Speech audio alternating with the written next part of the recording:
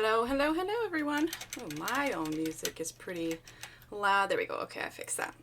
All right, everyone, let me know how the sound is. I messed with some sound settings, and I'm hoping it sounds pretty nice. If you have to turn your devices all the way up, let me know, because that is what I am trying to avoid and what I was trying to fix. So let me know how it sounds, okay?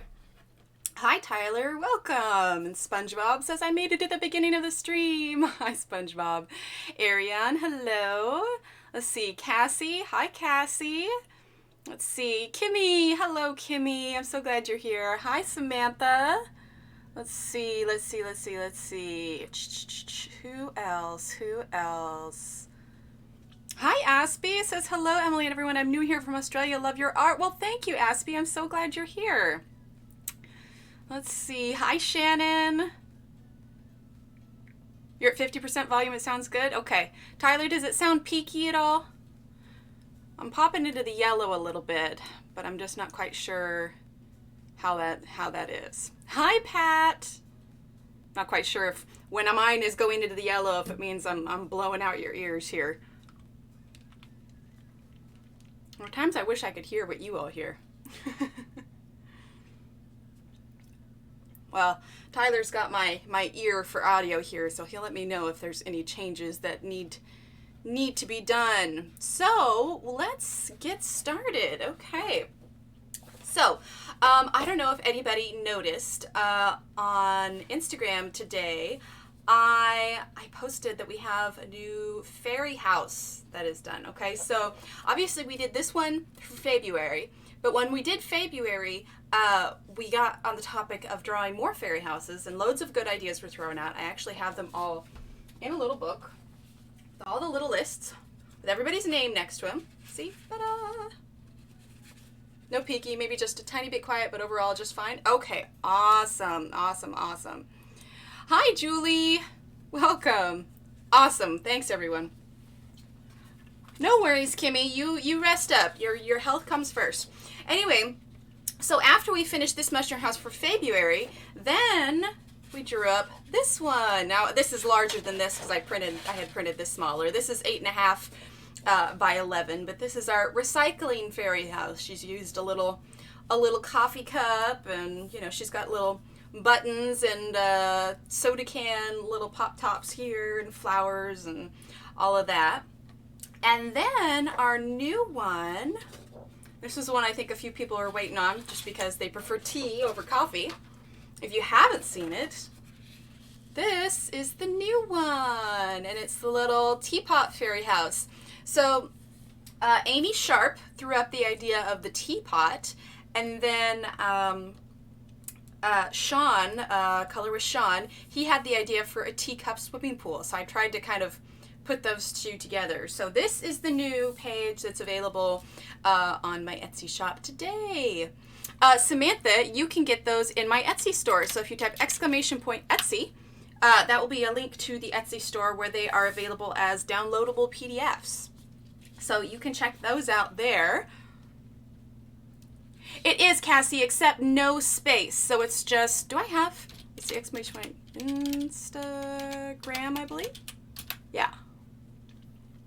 Thanks, Kimmy. Yeah, I was super excited about it. And if you didn't know also, we have another new product in new as in, I think I posted it on, Friday? So it hasn't been a full week since it's been up yet. Julie says, hello, Miss Emily. You enabled me great price this weekend on our teaser regular color pencils. Decided I need more colors. Whoops, here comes dinner. Sounds good, Julie. Sounds good. One other item that is up there, if you don't know yet, we also now have fairy mushroom house stickers. This is a holographic one. And I'm thinking I might create one with the teapot too. So I'll be sending out, today was President's Day, so the post office wasn't open. And so the first of the stickers will be sent out in the mail tomorrow, as well as those that won the giveaway. So those are going to go out in the mail. But yeah, so super exciting, new things. I'm hoping to get more and more fairy houses out, but yeah, I was pretty pleased with how this one turned out. So yeah, if you like fairy houses, feel free to check it out. Like I said, we've got the mushroom fairy house, and then the recycling fairy house, And then our teapot fairy house. So yeah, super fun. Super, super fun. So I was trying to think, there was one of two things that I was going to color today, and that was this, because we obviously haven't finished this yet. And this one here, which we started for the Ancient Cultures Colorathon. But I was thinking about it, I was like, you know, it's been a lot longer since we worked on this one, and I really want to get it done. So we are going to save this one for when we are done with this one. So, and in fact, we'll probably work on this one Wednesday morning and save this one for night streams. Normally I only do like one in the morning and one at night kind of thing. But since these were for the colorathons, they weren't specifically night or day, so I kind of just have to pick a place to put them. I also started this one, but I haven't done this yet. So we have purple and red one, but this is the one we've been doing on stream. So that is what we are going to work on. All right, let me get a drink of water here. So we were using Staedtler Ergosofts. Oh, let me move this here. It'd help if this was in the right place. Actually see a little bit. There we go. Okay. So, yeah, we're using Staedtler Ergosofts. I have them in a little roll-up, but they're these ones. It's the 36 count set. You can find out more about these if you type in !Staedtler 36. And that will bring up this particular set of pencils. Thankfully, they have started selling these in the US. For a while, they were only selling them in the UK, which made it a little bit harder for us in the US to get our hands on them. All right. So, let's see. Where did we leave off at? Sounds good, Kimmy. Go rest up. Let's go ahead and do these two things up top, okay? So, we're going to get this in focus here. My autofocus doesn't want to work, so I'm doing it manually. All right, so we're gonna do this little branch here. All right, so let's start with, I can't print on cardstock with my printer. Does anyone know if Office Depot will print for me if I bring my own paper? That is a good question, SpongeBob. I'm not sure about your own paper. Oh, Cassie, Nightbot is an actual robot. So there are certain commands in chat. So you put in ! something or other, and then it'll bring it up. So it's not an actual person. It's just I have it connected to a website where I can type in commands. That way information automatically pops up and we don't have to go hunting down websites and such. Hi, Bo. Welcome. All right. So when someone types !lurk, it's kind of telling me that they're here and they've got the stream open, but, you know, they're doing something else, they're resting or whatever else. All right, so let's start with, actually, not this one, but we'll do this and this, okay? So we are going to start with 76, 73, and 16. Okay? Let's lighten this just a little bit. Hey now, Nightbot has feelings too. I don't know, Tyler. I don't know. All right, so we're gonna start with number 76, all right?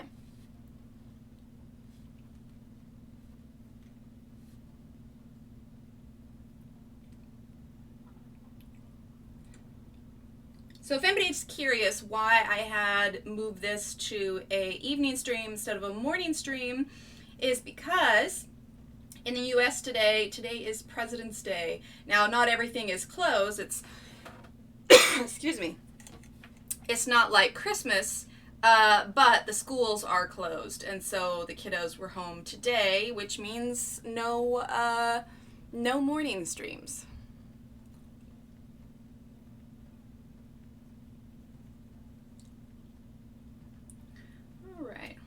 Going to kind of follow the lines here.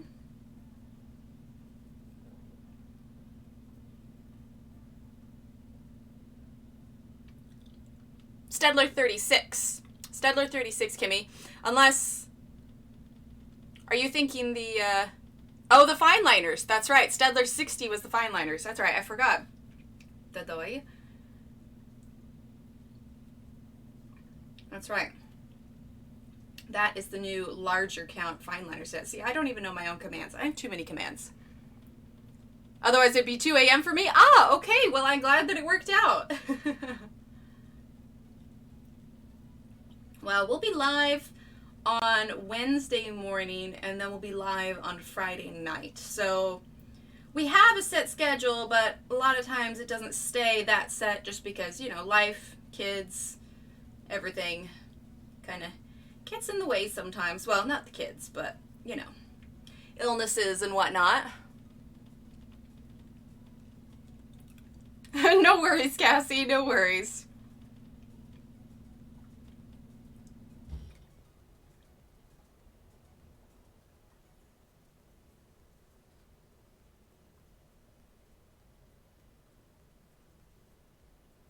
Just using this darker one here. Okay.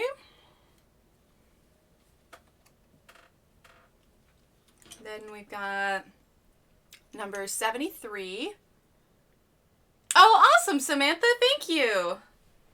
I appreciate that.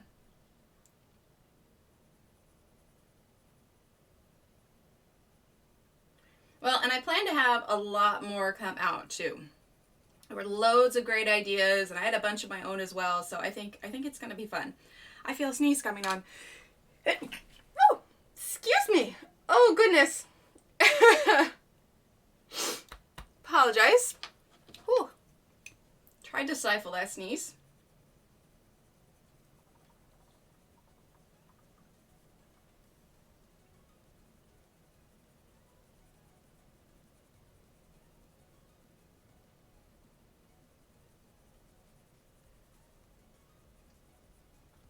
There we go. Thanks, Samantha. I tried to stifle it. I did, using 16 now. Now, unfortunately, there's not a whole lot of like cooler brown colors. So what I'm going to do is I'm actually going to go over this with white to try and tone down some of this yellow just a little bit. And by white, I mean actually my Prismacolor white instead of the Staedtler white. The Staedtler white doesn't blend it all together as well as I would like. But sometimes I can use this to kind of tone down the brightness of those more yellowy colors. I think if they were to add any more colors in this set, I think that probably I'd want some cooler tones. Thanks, Kimmy.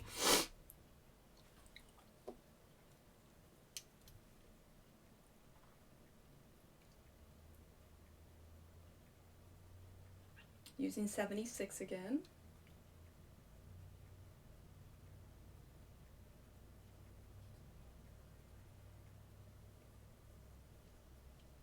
But that's the nice thing about a smaller set sometimes is that it forces you to kind of think outside the box, you know? Apologize, chat. I got a little tickle in my throat today.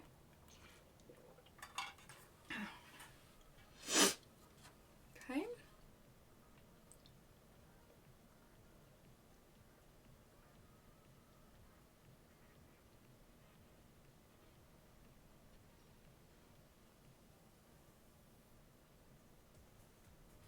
There we go. A little bit of that brown. Okay. All right, now we're gonna go ahead and grab our number 77.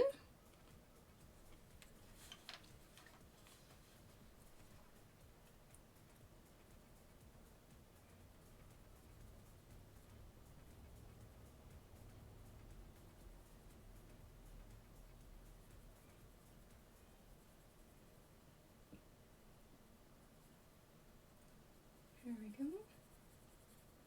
A little bit different shade of brown for the acre top. Oh, thanks, Samantha. Yeah, I did a little nail stamping on the, I like put a twist on a French tip and added glitter because really, what doesn't need glitter? It really is, Cassie. I mean, if I could choose any kind of white I would to blend, it would be the Luminance white, but it's so much more expensive. So going through a lot of whites with Prismacolor is much more cost effective. Okay, then we're going to use 73.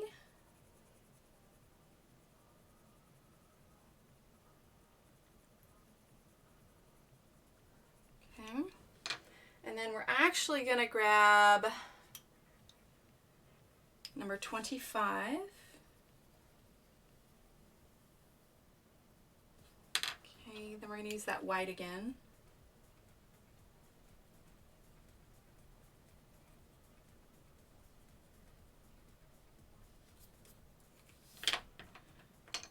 Then we'll grab our 77.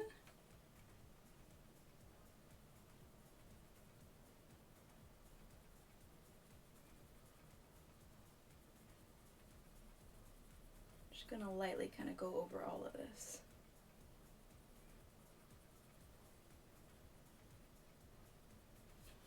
There we go. Okay. All right, now let's go ahead and grab these two greens. We're going to use just number 52. Get those in focus there. 52 and 50. Okay.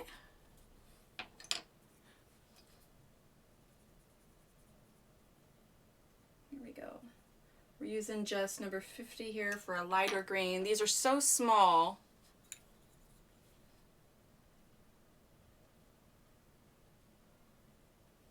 A little bit of this darker green. This is 52. Here we go. Hi, Zeely. Welcome. Okay. You know, I think I want to take a little bit of this number 77. I'll bring that just around here. Darken some of this edge here.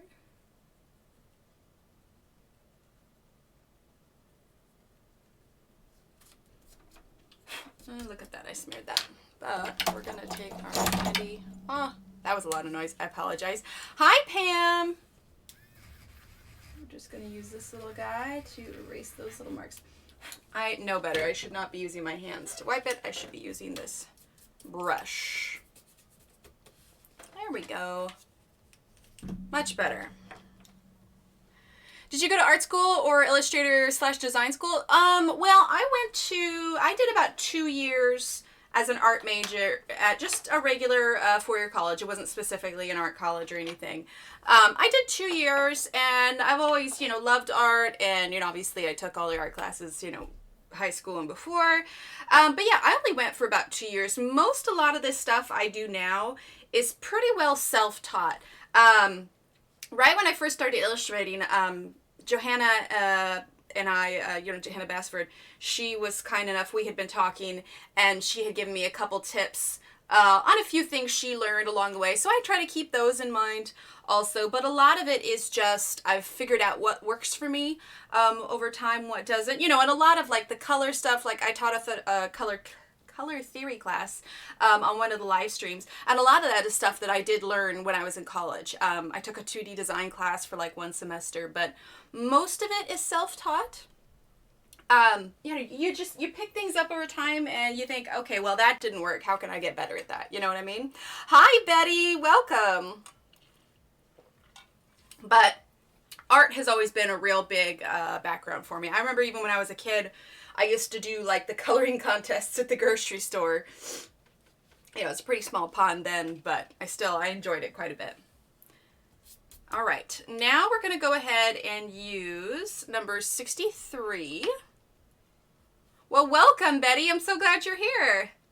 And number 30. Number 63 and 30 is what we're going to do. Sometimes I feel like I'm calling out the keynote numbers. 63, 30.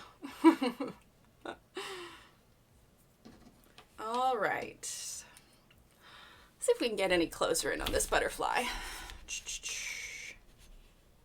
Oh, thanks, Seely. Let's get this in focus. There we go. That's a little bit better, right? We can see that a little bit easier. And since it's so teeny tiny, I'm going to go ahead and... Hi, Barbara. Welcome. I'm going to go ahead and sharpen this blue real quick. And just as a reminder, if anybody hasn't seen yet, we've got a new coloring page up in the Etsy store. It is a Teapot Mushroom House. So you can type in !Etsy and give that a gander. I was pretty pleased with it. I liked how it turned out.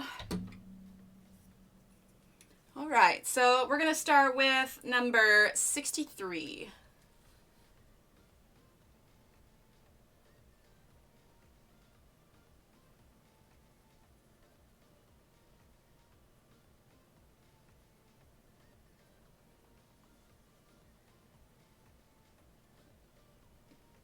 Going a little darker at the top, and then I kind of fade out as I go. The thing with blending with Ergosofts, I mean, you can use the white to assist you, obviously, but the thing with blending with Ergosofts is remembering to do, you know, lighter layers. Make sure that when you are combining your next color, you go lightly so that there aren't any harsh lines in between the colors.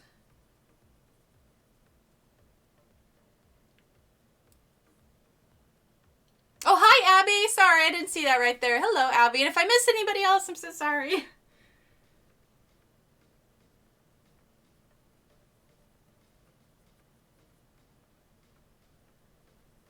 I had printed this smaller when we did the color-a-thon, thinking I'd be able to get more done, but I don't know. I think it's taken me just as long. That's good, Kimmy. All right, now we're going to use 30. I'm going to leave just a tiny little bit at the end for a little bit of yellow. We're going to use number 10 here.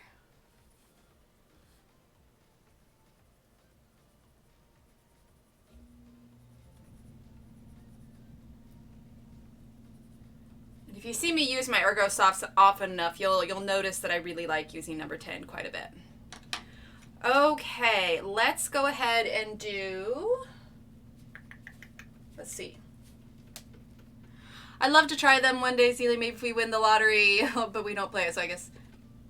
Wait, love to try. Oh, when am I going to start coloring a new pic? Sorry, I think I missed something here. Let me scroll back up. I think I missed something here. Oh, I just can't afford them. It's better for me not to even go there. Yeah, Cassie, mine were a gift, and I don't use them that often. Just because I don't want to blow through them so quick. But I do have them. They were a gift quite a few years ago, but I just, I use them sparingly, to be sure. Okay, yeah, so Samantha, I'm going to start coloring you a picture. When I finish one of these two, hopefully I'll get a fair amount done on this one tonight. And then I'll finish up the Ancient Cultures picture as well. I tend to have too many work in progress, and if I start one here on stream, I feel bad if I don't finish it because there's a lot of people that actually color along with it. Pangar says, I'm new too, must be the day for it. It's a good day for it, Pam. It's a good day. Let's see. All right, what did I miss now? Let's see. I'd love to try them one day. Oh, yeah, exactly, yeah. So mine were a gift. Here we go. Sounds good, Samantha. Okay, did I miss anybody else coming in? I think we're good. Ergosofts. Yes, Barbara. Yep, the Stedler Ergosofts. All right. Now we're going to go ahead. I'm just turn this a little bit so it'll be a little bit easier to use here. All right, so we're going to use number 5 here. Well, this butterfly is super tiny. It's not as tiny when you print it out on the full 8.5 by 11. But like I said, I printed this out thinking, you know, this small, thinking, oh, if it's smaller, I'll be able to get more done on, you know, the couple days of streams. And yeah, that didn't work out as well.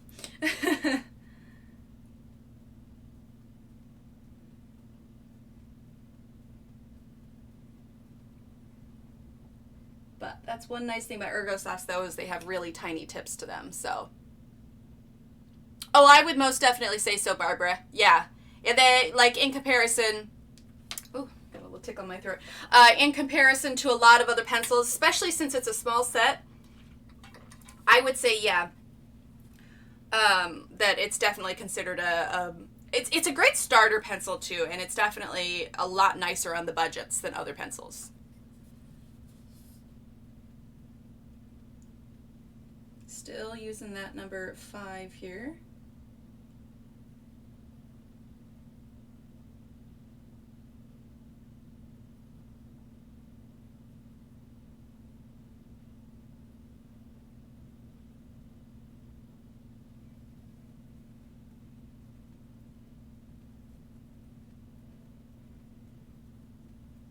forget what the 36 count set are running for right now, but you can type in exclamation point Stedler 30, no, what is it? Oh my gosh, I'm trying to like, yeah, exclamation point Stedler 36, I believe. I think. Stedler 36. Yeah, that should pop up. Anyway, and that'll give you the Amazon link for these particular pencils. Yeah, there you go. And if you ever want to know what all the commands are too, you can type exclamation point commands. Most of them are to help give, you know, links for different products and everything. But yeah. All right, so this is number 56.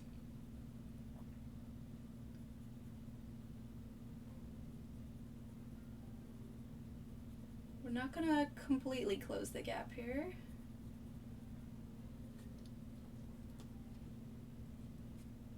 Oh, thanks, Barbara.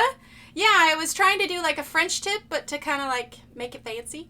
So I have these nail stamping palettes, so I did, my cuticles could use some work. But, yeah, so I was just like, well, let's do a fancy French tip. I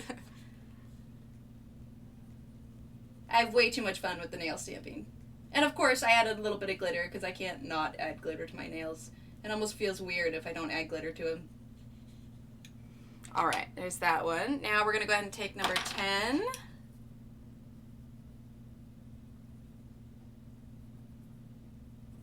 There we go. All right, let's see. Let's grab...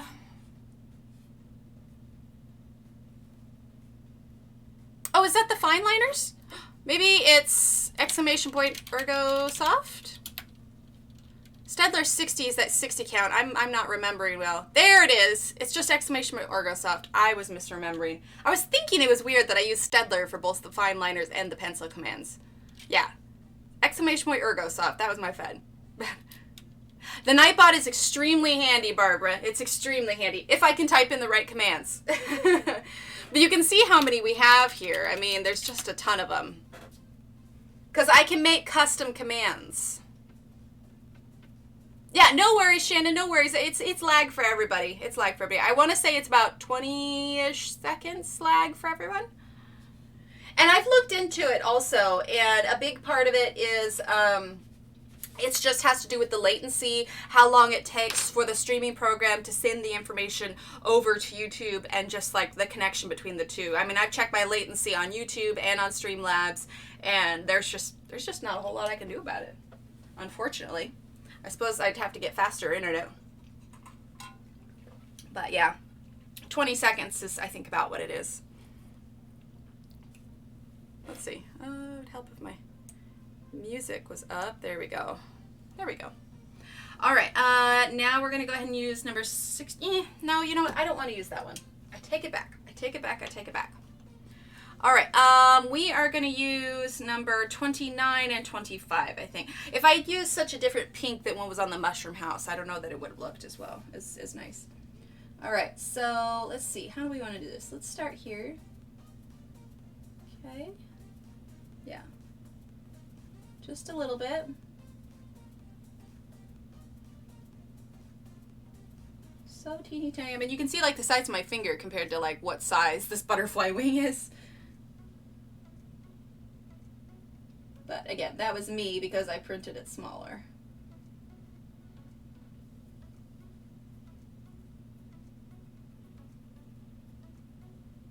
There we go. All right, we're gonna do the same to this one over here. I'm turning in just because it's easier for me to color that way. There we go.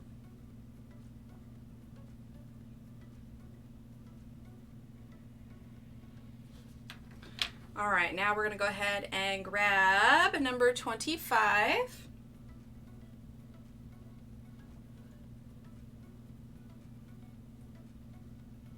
Okay. Let's turn that.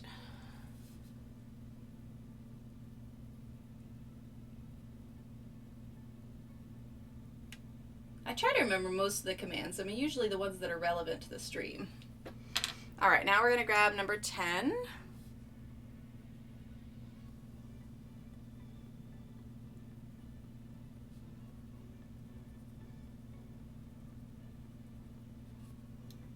we go.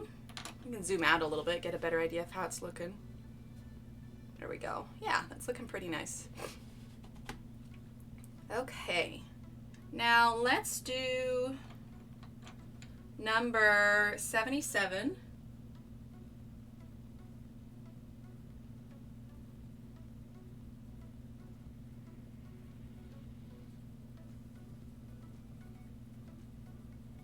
Okay, with a little bit of number 10.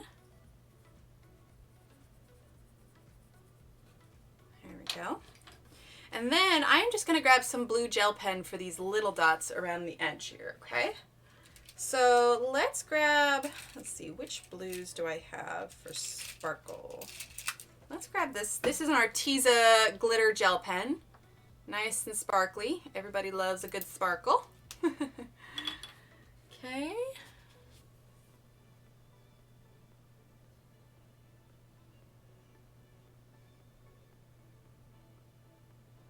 So a lot of times I will use, I think once maybe I've done a whole page in gel pens, but it was just a small page. But a lot of times what I'll use gel pens for will be tiny little embellishments where you just almost can't add any variation in shadow or gradient. Sometimes it's just easier to fill it in that way, you know?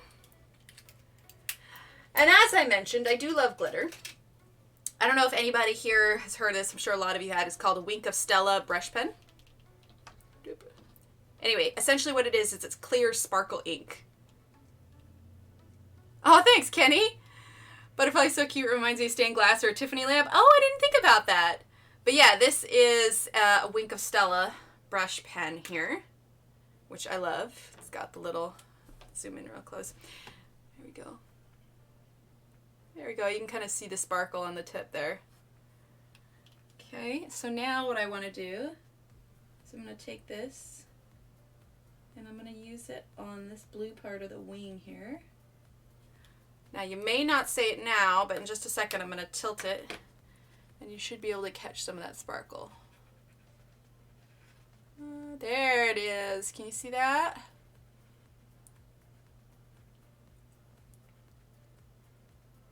So when Johanna sent out those pages, hi Gina. Oh, and Gina, I responded to your thing, but I didn't realize that, yeah, okay. Hello, Gina. When Johanna sent out those pages for everyone to finish so she could put together a full Ivy and the Inky Butterfly, I got the page, which is the singular bee. And you better believe, because, you know, normally when you take a picture of it, it's kind of hard to see when you add glitter and stuff on it. But since I knew the page was going to, you better believe that I glittered up those bee wings, man. There was so much glitter on them. It was hilarious. Okay. So. Oh, me too, Kenny. I love, love, love glitter. All right, so there's our little butterfly there. All right. And I apologize if you're hearing the crinkling. I got a little tickle in my throat. And so I am eating a cough drop, so I'm not coughing too much on stream here.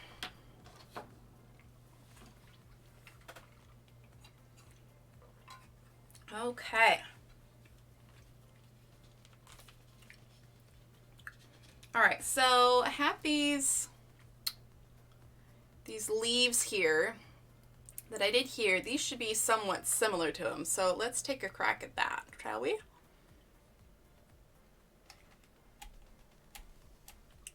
There we go. All right, so I'm trying to remember. It's the hardest part about coming back to a page is trying to remember what it is that you actually used. Thanks, Pam.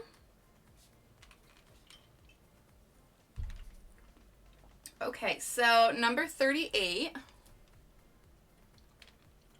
We're going to start with that.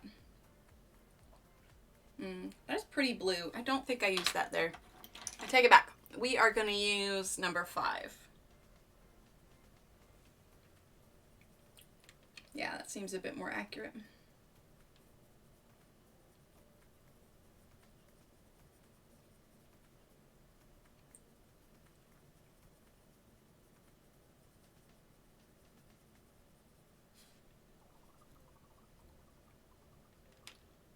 Go.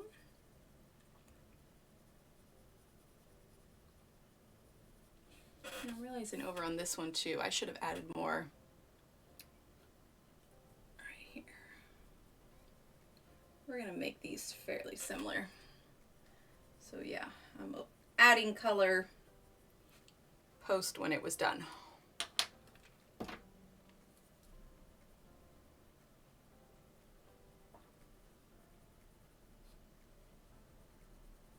There we go.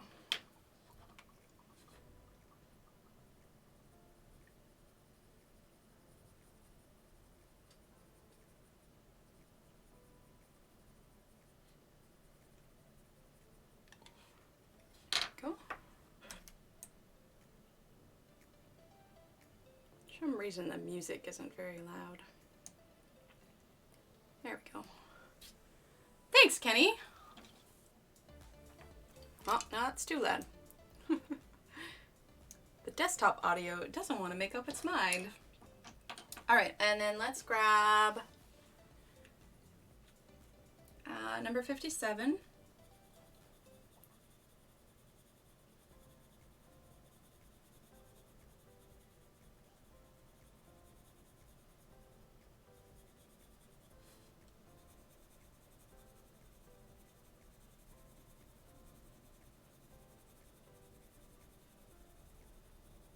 There we go. Okay. Oh, sounds good, Barbara. Rest up. Rest up, hon. All right, now we're going to use number 56.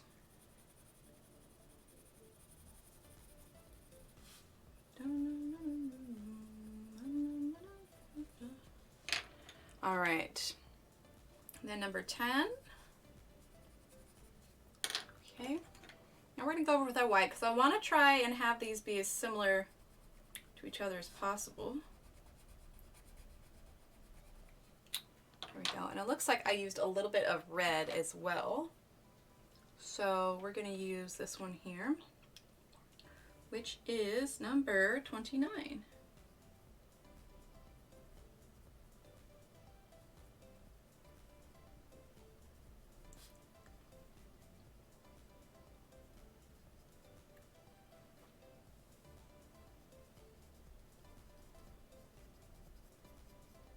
There we go. Yeah, feel better, Barbara. All right, there we go. Now let's add just a bit more here.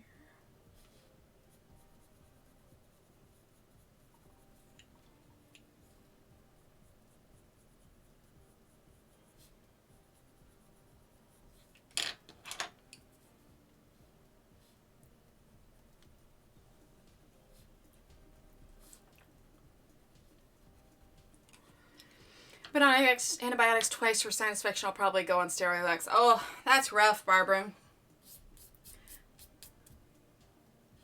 Well, I hope they get that figured out for you soon. Anybody's wondering, that's what I'm doing. I have this end of this paintbrush that I have sharpened, and I use it to kind of scrape some of the color off the top of the black lines. It works better when you have thicker lines to uncover, but yeah. That helps a little bit.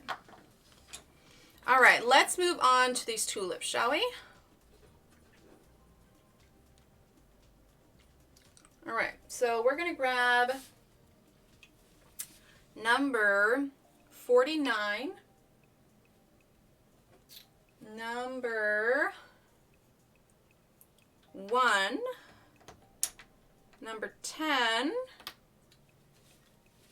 and oddly enough, number 62. But can anybody tell me why I would maybe use number 62 with my yellows? This goes all the way back to our color wheel. So why would I use purple with yellow? Anyone? Wait the 20 seconds.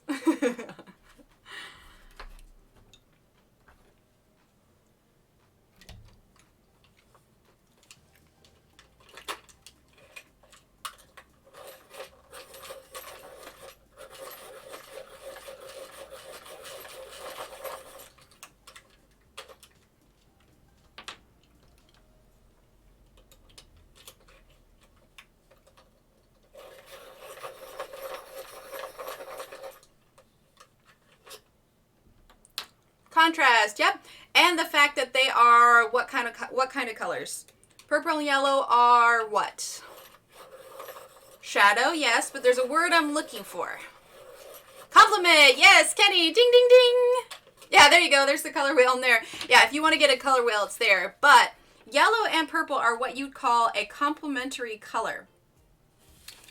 And right back here, doop, complementary, using any two colors directly opposite each other on the wheel. So, what you have, yellow and violet are complementary, green and red are complementary, and blue and orange are complementary. So a lot of times if you're trying to find a color other than black to shade, try going for the complementary color. It can add a little bit more depth. If you don't have a color wheel though, super handy. It's got all these definitions on here. No worries, Betty. I think a lot of us are learning still too. No worries. In fact, I have a color theory live stream if you want to check it out too. But you got your primary, secondary, tertiary, warm and cool colors. And then you've got, it describes color, hue, value, intensity, tint, tone, shades. So it's got all of this information here. And then there's more on the back as well. So harmonious color schemes, monochromatic, analogous, and complementary. So if you're ever wanting to study up more on color, this handy little color wheel literally has all the information you would need about choosing color. And I think it's only like $4-ish, maybe $5. Most of them average around $5. I can't remember how much the one that I linked is. I want to say it's like $5 or $6. I don't think it's much. Okay, so we are going to start with number 49. Oh, and also, if you're wanting something that is free, I'm trying to find my worksheet here. Here it is. Okay, so like I said, I have the color theory. I have the color theory class. Betty, if you're curious about it, the color theory class that I did on live stream, you can find it in the saved videos. There's also a worksheet that I did, which is, we use this. This is what I did when we were doing the color theory class. We talked a lot about, primary, secondary, warm, cool. Talked about shading. I gave, different combinations and everything. And so I have a worksheet for this in the Facebook group for free in the files. And so it's got all of this information plus little flowers to practice on. So that is in the Facebook group if you're curious. All right, number 49.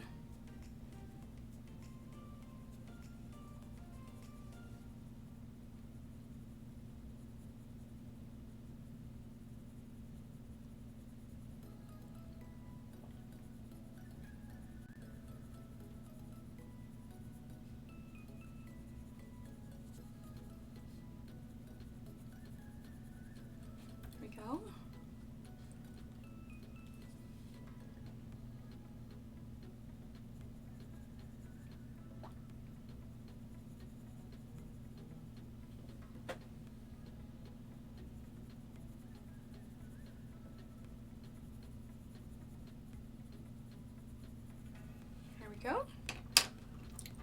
And then number 1.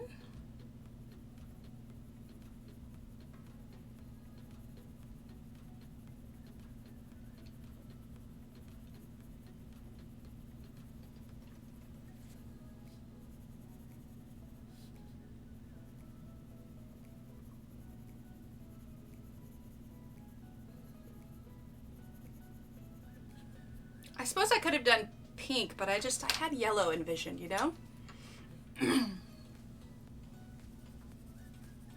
Number 10.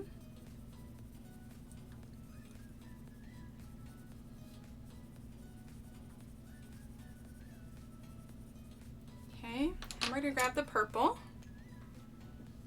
And this is number 62.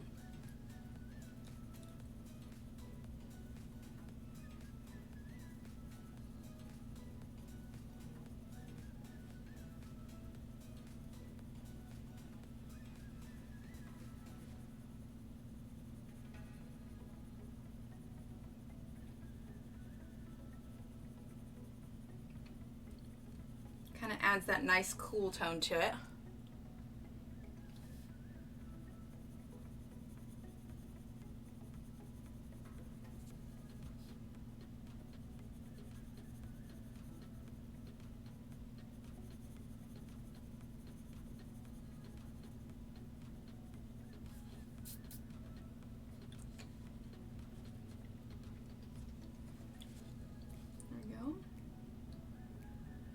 little bit darker down here at the bottom.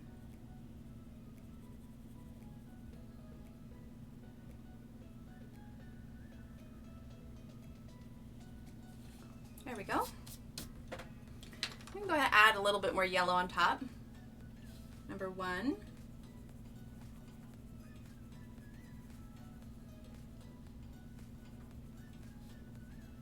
There we go.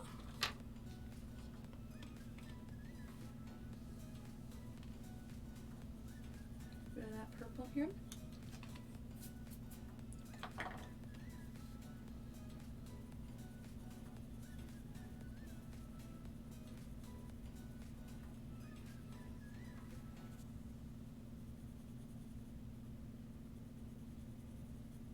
Go.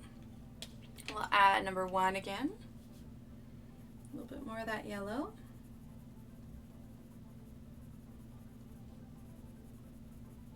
There we go. All right, now we're going to go ahead and grab number 38.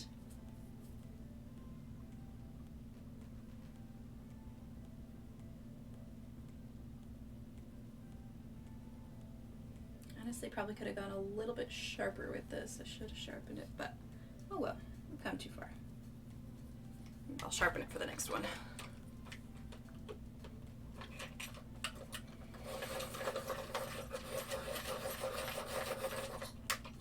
There we go. Okay. I get that, Betty. I get that.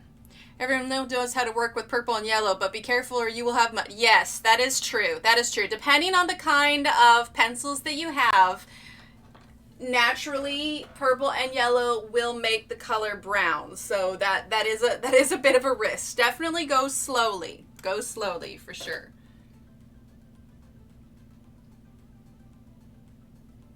Thankfully, Ergosofts are pretty safe in that aspect because they don't really, well, for lack of a technical term, they don't really smush together the way that Prismacolors do.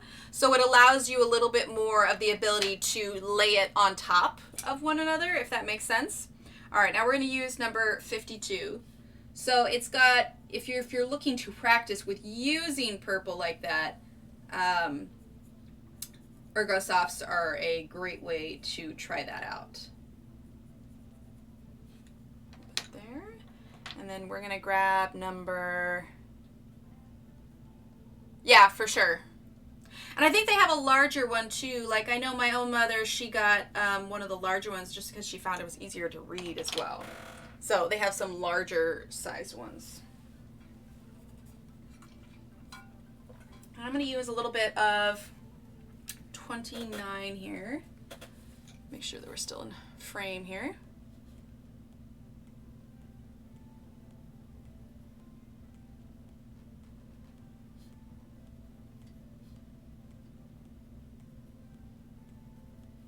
A little bit. Okay, now let's zoom out and take a look at those.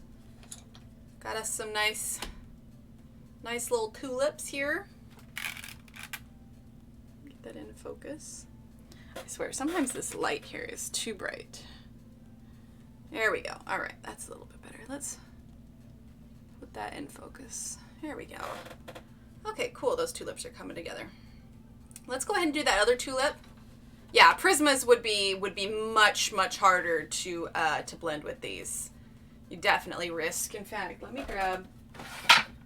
Let's see, what do I have available? I've got this one here. This one here. I'm gonna find a similar purple here. I need to organize my Prismacolors. Okay, well I've got. Let's see. Hang tight 1 second. Just gonna grab some lined paper that I have here real quick. Okay. Hi, Bo. Thanks, Kenny. Okay, so like this is canary yellow. I just grabbed what I had handy. Okay, canary yellow, and then say I want to blend in with deco yellow.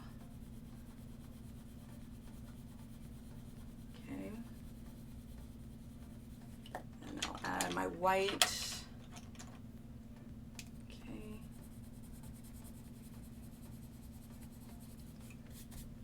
good, Bo? All right, then like this is, I want to say Parma Violet. Okay, so you can go lightly, but naturally Prismacolors aren't as light of a pastel, and it's harder for me to go even lighter just because this one is so small. So say you're going at just kind of like a normal pressure, kind of like you were pressing at the other ones. Move out of the way. So you can go across like that. Oh, I gotcha. Sounds good, Bo. Yeah, so this is Parma Violet on top of Canary Yellow and Deco Yellow. So you can see that you've got quite a bit of brown, but here's what you can do next. Okay, so take your Canary Yellow again. Once you have that down, now I'm using notebook paper here, so I'm not going to get as good of a I can't talk, as good of a result as I would in coloring book paper. Then I'm going to take my Deco Yellow and go over it again. Yeah, because this paper is like already curling. But it was just what I had quick on hand. Then what you can do is you can take your white. Wow, I never realized how bad notebook paper was for coloring. Oh my goodness, this is painful. Anyway, you can zoom out. You can see that you're getting a little bit of that shading there. So I would definitely, if you're going to do purple on top of yellow, then do multiple layers. Now I kind of want to see if I can grab it in a, here we go. The old planner might be better. Let's see. See if I can grab one of those coloring test pages in the back here. I don't know if I have it anymore. Okay. Well, why don't we just do, here, September. Let's try September real quick. This is a little bit better paper here. All right, so let's try that yellow again. Yeah, note to self, notebook paper is terrible for coloring. Okay. There's that Deco Yellow. Okay. A little bit of white, kind of blend that out there, okay? Now we'll add that Parma Violet. Okay. There we go. Now we'll grab our Canary Yellow again. Then we'll grab our Deco Yellow. So basically what you're doing is you're just lightening it enough so that it's not as brown and you're kind of blending it in with the other color. That's a little bit better. But generally you wouldn't do this large of a space either. Well, I guess it depends on what you'd be coloring. But that's okay. Notebook paper is the worst. It really can. It really can. Anyway, you get the idea. This was literally quick, and my Parma Violet is like an inch and a half long. It makes it really hard to hold. Anyway, but you get the idea. You just may have to go over it a few times with the, they are, Kenny. I really need to reorder amounts of my pencils. I just don't use my Prismas as often. Like, if you could see my drawers right now, they are just disorganized and teeny tiny pencils. And yeah, you know, I used to use my Prismacolors all the time, and then I started getting introduced to other pencils, and I have a hard time going back. I just love all these other ones too much. Hi, Luciana. Welcome. I'm going to guess this. Hello from Mexico. Thank you for something. I'm going to guess this says you're Italian, so gracias. Excuse me. I can't really speak Spanish. I know enough to kind of basically understand what you're saying, but yeah, I don't know the meanings of all words, to be sure. It's so funny, is this tickle in my throat? It didn't start till I started stream. It's kind of ridiculous. All right, let's get this other flower done, shall we?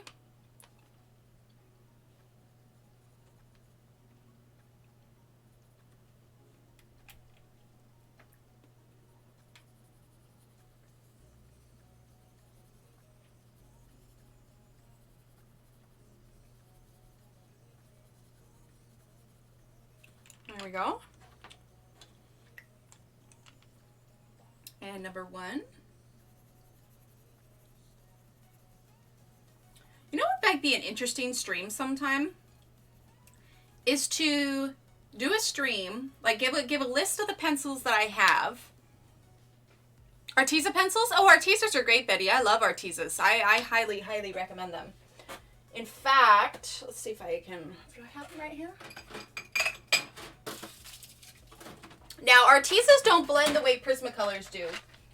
They are more like light layers, kind of like the other ones are. Where are my Artesas? Oh, I put them in the case. That's why. I was looking for their box, but I have a case for them.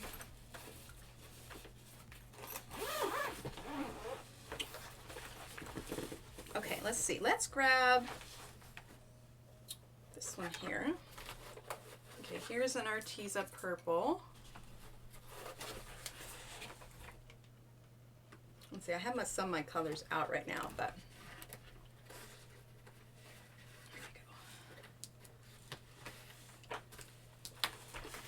here we go. We'll grab those Artesas right now, plus a piece of paper. Let's see, here we go. Some nice cardstock. Let's zoom out for just a second. Okay, so these obviously aren't the exact shades of what we've been working with, but we'll get the idea with it. All right, so this is sunflower yellow. We'll use lemon yellow and lavender. Let's see, I have another color I really enjoy using. Let's see, grab this one. Here we go. Ah, this one's sapphire yellow. Okay, so let's do this.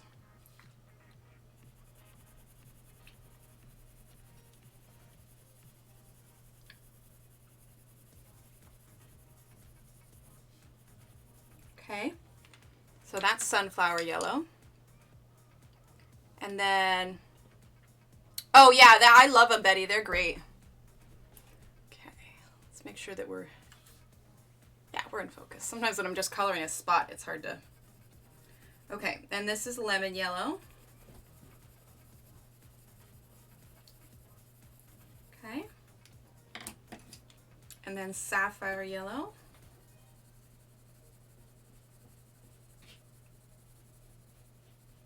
Okay, real nice gradient of yellow.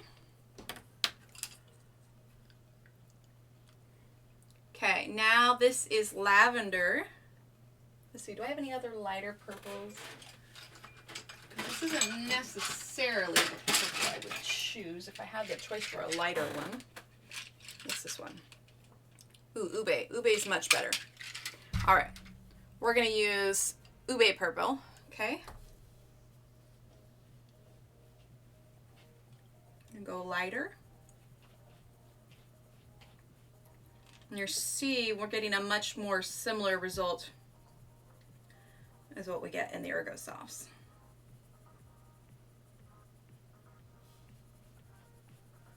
The idea with the purple is to build up gradually. Because it's darker than the yellow, it's much easier to go too heavy, and then next thing you know, it's gone too far. You see what I mean? Yeah, the old one is somewhat water soluble. You are correct. So I guess it depends on what you're coloring, how dark you want to go with your shading.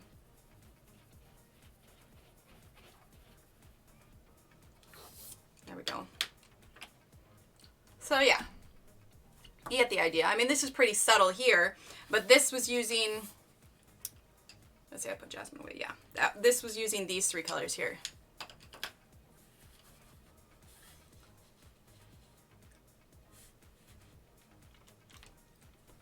Well, Bo, you could always get a small, like 12 set now that they're doing the new ones and compare them to your old set if you didn't want to invest a bunch. But yeah, so that's using these four colors right here of the Artesa. But it might make for an interesting stream. Agreed, Kenny, agreed.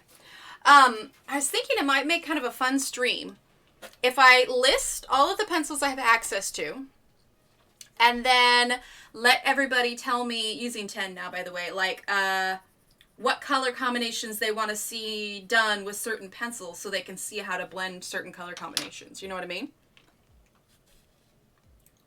Okay, now number 62. But, you know, like blending requests.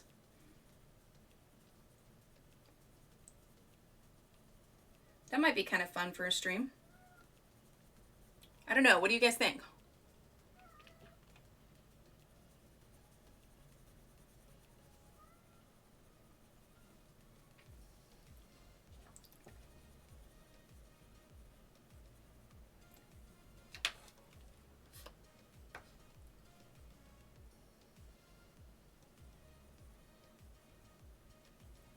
print out a bunch of those flowers again and blend on that. Kind of what we did for the color theory class, but that could be interesting. It has potential.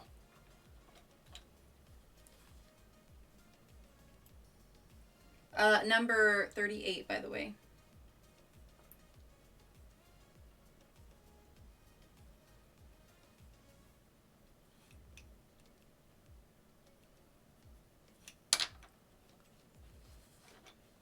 You'd like that? Okay, cool. You like to see the blending one? Yeah, I think that could be something. That could be interesting. Because, you know, I enjoy doing the coloring streams, but every now and then, you know, kind of like we did the color theory class, I like to mix it up with a slightly different topic, you know? Still coloring related, obviously, but, you know, something more specific. Oh, Kenny, I was saying, it might be kind of interesting if I put a post up that said, hey, these are the pencils that I have, and then everybody could put in requests for colors they wanted to see blended together. Kind of like we just did with the yellow and the purple, you know what I mean? And then that way they can see, you know, if they're trying to decide if they want to get a certain set of pencils or whatever, then they can see how they blend together. Or how I use them to blend or whatever else, you know? Just an idea. Okay, so I've been sitting here thinking, and I think I want to take some Wink of Stella on these white spots. Excuse me. Apologize. Okay. So we're going to add some sparkle to these mushroom dots here.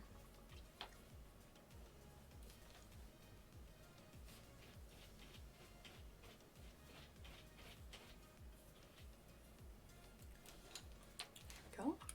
I know you can't see it right now, but if I tilt it, here, let's zoom in here. There you go, see? We've added some sparkle to those dots there. Make sure we're in focus. Yeah, and then everybody can put in their requests. And then that way I've got, you know, like beforehand, I've got a list of all of these different pencils. Because, I mean, I obviously don't have, you know, I have the pencils I have. I mean, I don't even have a full set of Faber-Castells. I have a 24 set, but that still has potential. You could still blend with that. But, you know, I've got the Erosion Tins, and I've got the Luminance, and Prismacolors, and Artisas, and Ergosofts. What else? The Black Widows. I've got some of the watercolor pencils.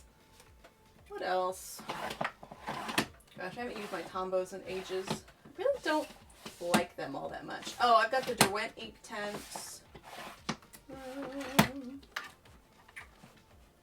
I mean, there's markers and stuff, but yeah. Glitter's fun. Look at that. Oh, thanks, Allie, and welcome. Allie, did you see the teapot one that got posted today? There we go. Coming along. All right, let's move on down to these bushes here, shall we? And you know what I kind of want to do? I think for these blades of grass, we're going to use gel pen. So, you know what we actually need to do? We need to do this little guy here. There we go. Make sure we're in focus. There we did. Thanks! That's one of my problems, is not knowing what colors blend well together. Well, and there are some colors that maybe don't, it's not necessarily that they don't blend well together, it's just that maybe they clash and they don't look well right next to one another. So it really just depends. I've also got, if you are needing it, in the Facebook group under the files. Actually, do I still have it here? I might have it here, unless I took it down. Ah, here we go. In the files, I've got a Prismacolor palette and an Ergosoft palette. Let's see, is that all of it, or? Let's see. Yeah, Ergosoft. There it is. Anyway, but I've got an Ergosoft palette. Yeah, there we go. And a Prismacolor palette. So these are colors that I like to use. So these are all like the Ergosoft colors.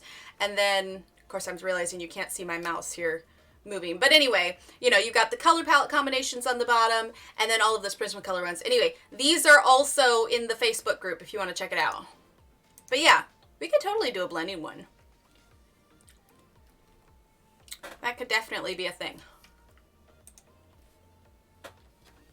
All right, we're gonna start with 76.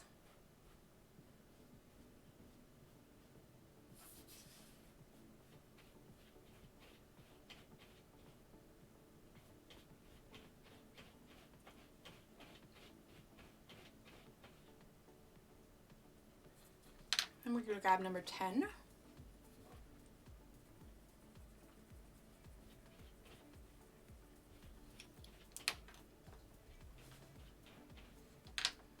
Let's throw this one here. 49. Well, maybe I'll do that then. Maybe we could do that for Friday night stream.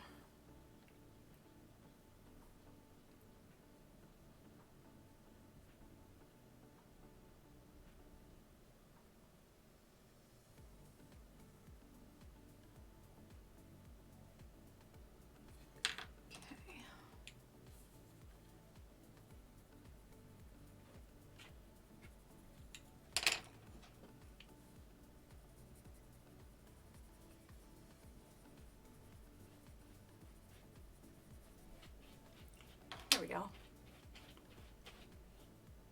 Oh, perfect. Thank you, Shannon.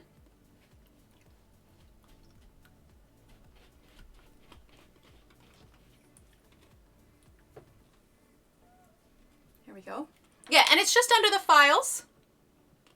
Oh, definitely not Betty. Oh, Nightbot. Yeah, he's pretty handy. He's pretty handy. I think the only thing I don't have a command for right now, I need to make one, is for Black Widows. That would be handy. But yeah, I think we're going to do gel pen on these here. But let's work on these other bushes too. So let's grab... It's handy. It's handy. There's so many links in this way, you know, short of, you know, updating when we have, you know, calendars and stuff. It makes it super easy when you only have to type in a command and the link is already there, you know? All right, let's grab 38 here. Make sure we are in frame here. There we go.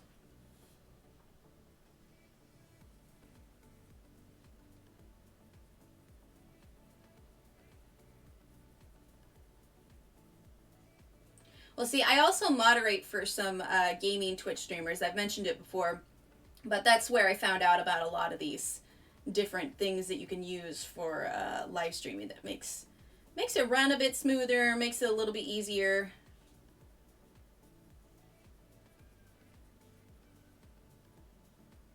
Just like, hi Diane, welcome. It was you, I see that angel grid. I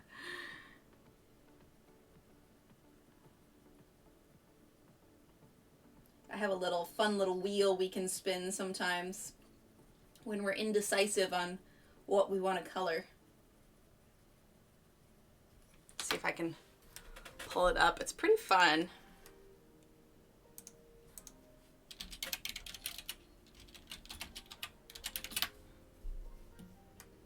Let's see, log in there. One sec, I want to show this to you.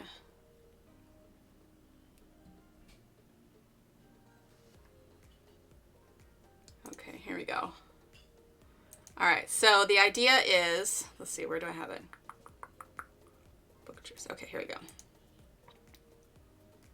Is it gonna load for me? Oh, maybe it won't load. Oh, sad. Oh, wait, there we go. There it is. Okay, so this was back one of the times when we were trying to, oh, hi, Laura, just pop in and give a like. I'm still working. Sounds good, Laura. I have light skin and Black Widows. Oh, very cool. Awesome, Pam. Awesome. But this is when we were indecisive on what pencils we used. So I put in all the pencils, and then you spin the wheel, and then it allows you to, you know, it picks one. So you can put anything you want in here. You can put books, you can put, you know, illustrators, you know, then we could do some color combinations, and I can put them all on the wheel, and then we can spin the wheel. So there's loads of fun little options for that. Plus, it's just fun to, you know, spin the wheel. But yeah, so it's good. It's good stuff. All kinds of fun little gadgets. Okay.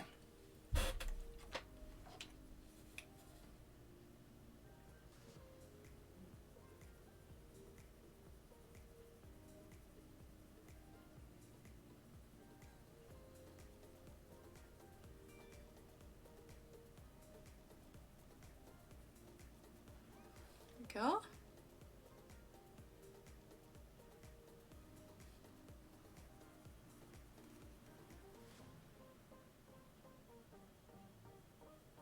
Oh, I'm sorry, Laura.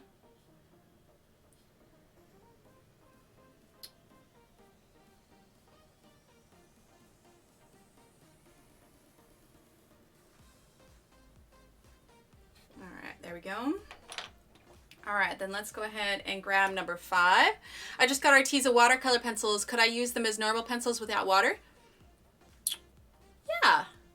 Yeah, I don't see why not. I think you could. Just don't add water to them. And then, yeah, you'll be good to go. But yeah, they might be a little bit, like, they might feel a tad drier than your standard color pencils. But yeah, I don't see why you wouldn't be able to. All right, number 5.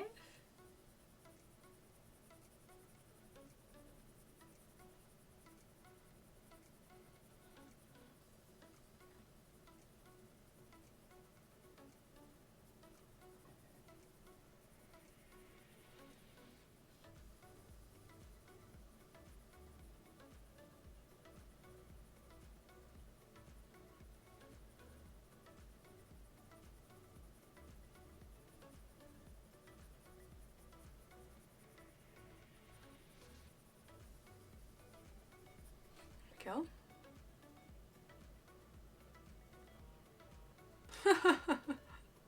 No comment, Kenny.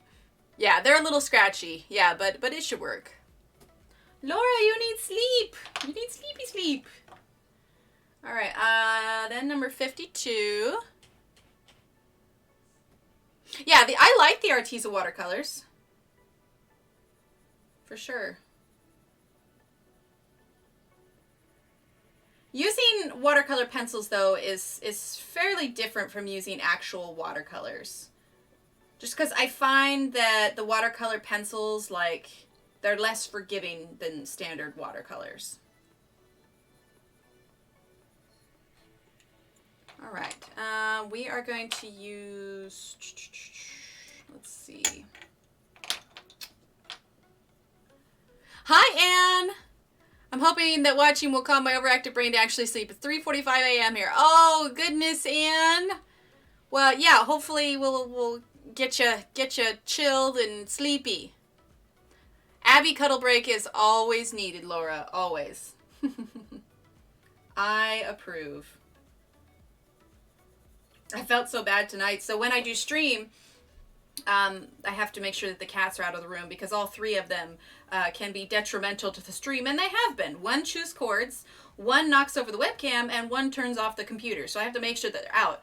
So anyway, she was asleep, and my goal was to gently scoop her up and shift her out to the living room and let her finish sleeping out there. Well, I must have been too quiet or too gentle because I seriously startled her. She was laying there, and I slowly, like, put my hands underneath her and picked her up, and she, like, startled and woke up and turned around and hissed at me, and then she realized it was me, and she calmed down, but I felt so bad. I scared the crud out of her. I don't think I've ever done that before. I think I was just too quiet. I was trying to be calm so that I could gently shift her and let her nap out there.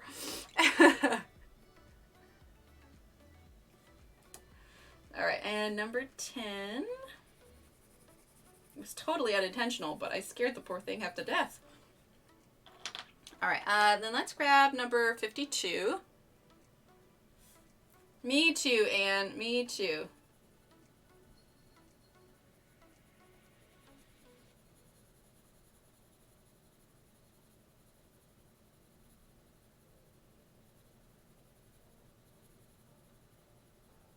Well, and she rarely hisses, so she must have been in some kind of deep sleep. I just felt so bad for startling her. It's like, I promise, Kitty, I was just trying to gently move you. I only wanted to gently shift you.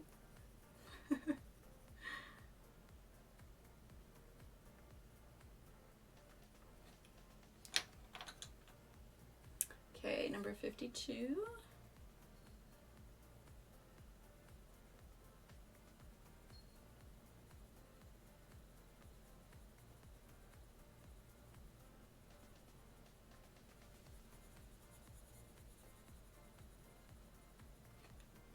There we go.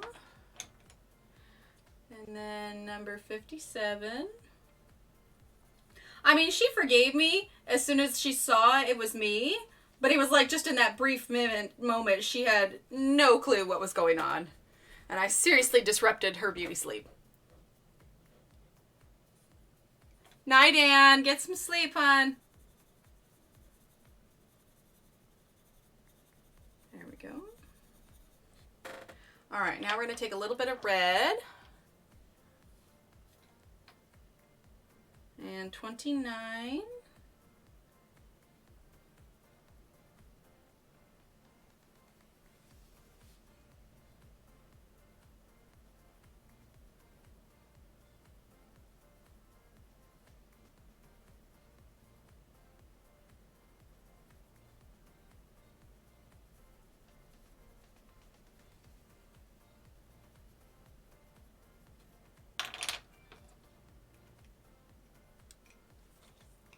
Okay, and then number 38.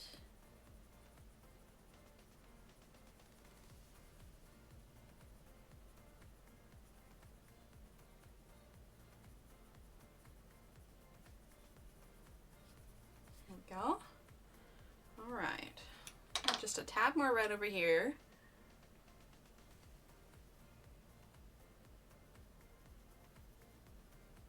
There we go. All right. Now let's do these rocks here.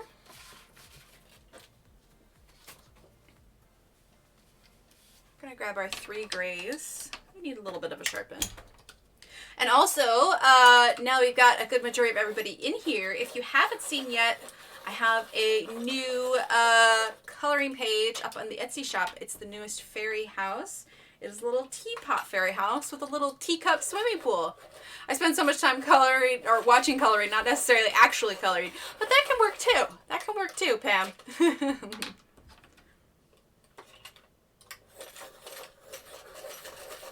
And you can check it out by typing !Etsy in chat.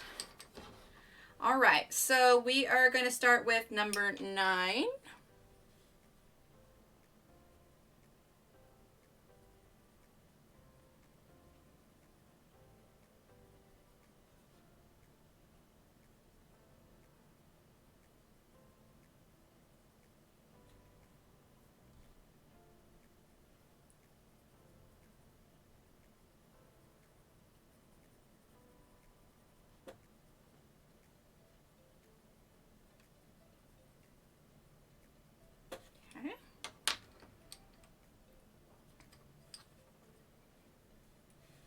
I can't color watch and stream even when I wasn't a mod.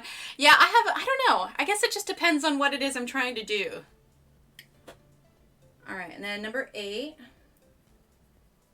This one's a bit more of like almost a purpley gray.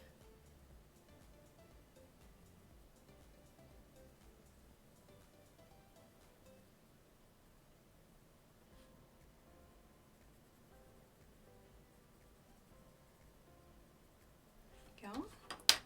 All right, and then number 80.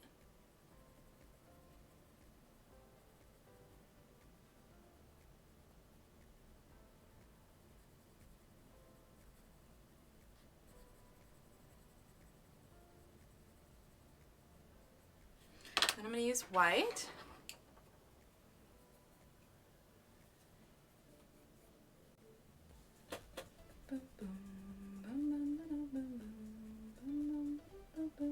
Sometimes Prismacolor white is nice to have on hand when you need that little extra little bump for blending a bit, you know? There we go. It's coming along, coming along. All right, what do you say we do a little bit of this ground here? Because I definitely don't want to leave the ground blank. I'm knocking this sheet everywhere. So let's zoom out just a tad here. Okay. And let us start with, I'm trying to think. I'm thinking because I have this printed so small, I'm just going to use gel pens on the grass and these little flowers as well. Maybe not the flowers. I don't know. Watching the houseboat's very soothing, but no coloring for me today. Aw, Joanna, I hope you're feeling better. Maybe we could do the flowers, kind of the same thing we did with these little bits on the butterfly. Let's do that real quick. Thanks, Pam. It's my recycling fairy. Okay, so let's do that.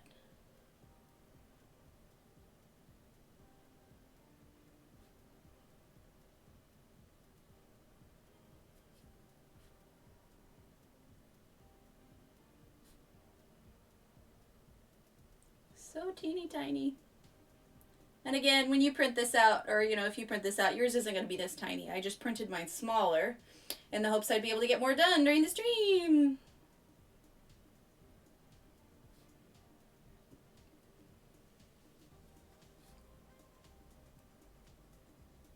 Okay, there we go. All right, now we're going to use number 25.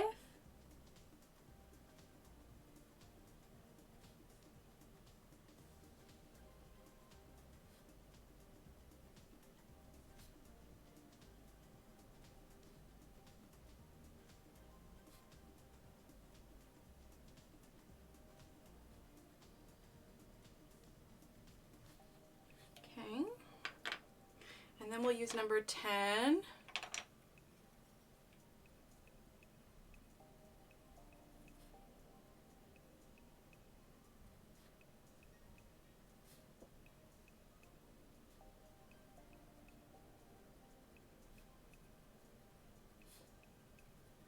There we go. Little bit of color there. All right, now let's do some sparkly green. I think this one here. Or do we want to do this sparkly green? No, we'll do this one. This is an Arteza gel pen. Okay.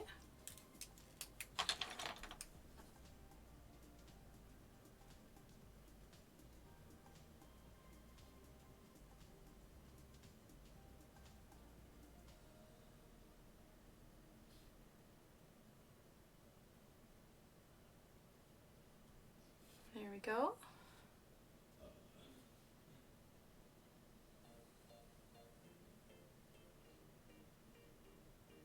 Sometimes it's just too small and it's just easier to use the gel pen.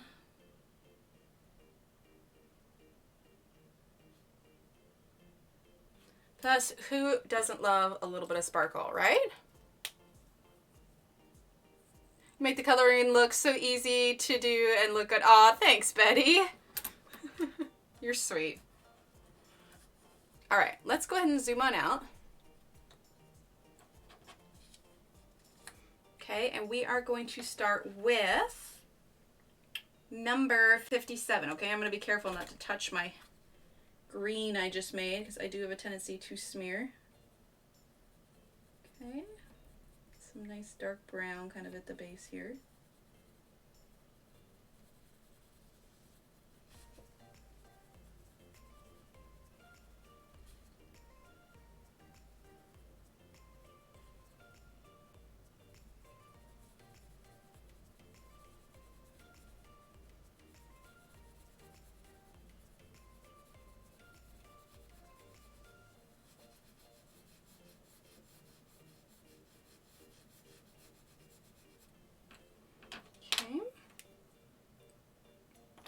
And then we're going to use number 5.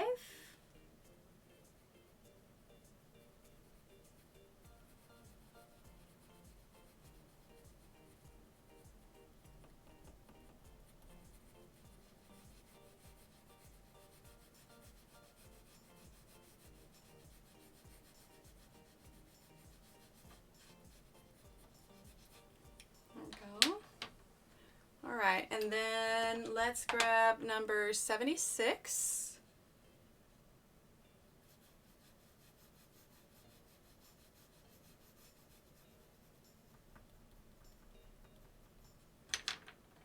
We're going to grab back number 77. And I want to kind of fill in this corner a little bit.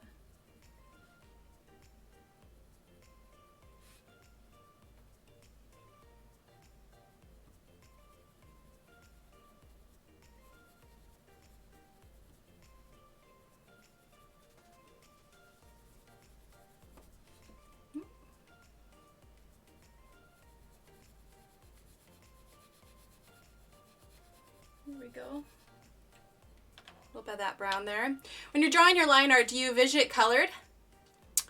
You know, I have like an idea in my head. Like I definitely envisioned the tulips yellow, but I wasn't sure about the mushroom house because like the other one that I was coloring before I started the live stream, I drew purple.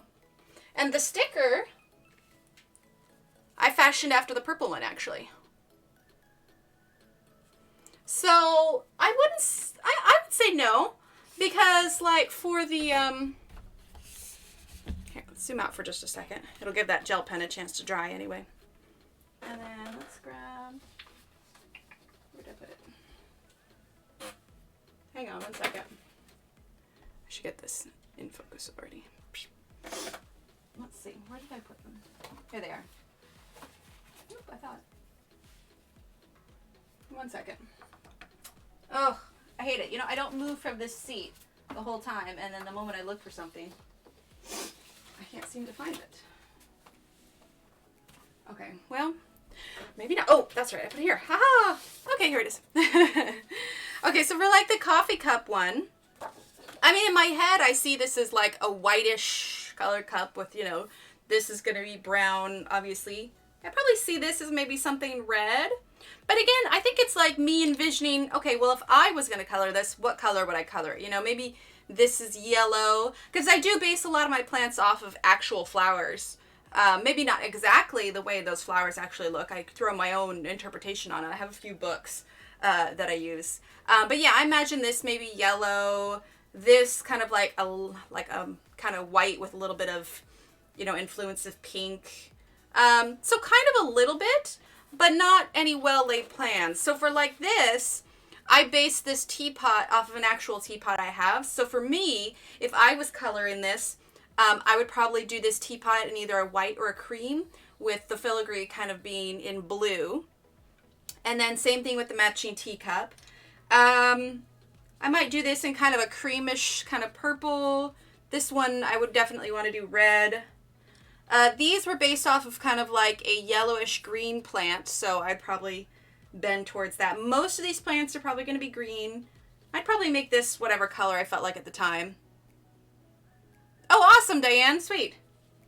This would probably be a pink. Then this just your kind of, you know, standard mushroom color. These would be whatever. I'd probably do blue curtains to match the filigree on the outside. And I don't know what I'd do for the door. Either a blue or a brown maybe, but not while I'm drawing it. Maybe I'll look at it afterwards and be like, you know, it could be this or it could be that, but I don't really know until I get there. You know what I mean?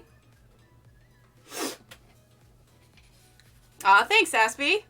Thanks, Kenny. I really enjoyed it. I was really pleased with how it came out. I was pretty pleased. I'm excited for the rest of them. Like I said, so I need to send Amy and Sean both of their copies of it because the ideas came from them.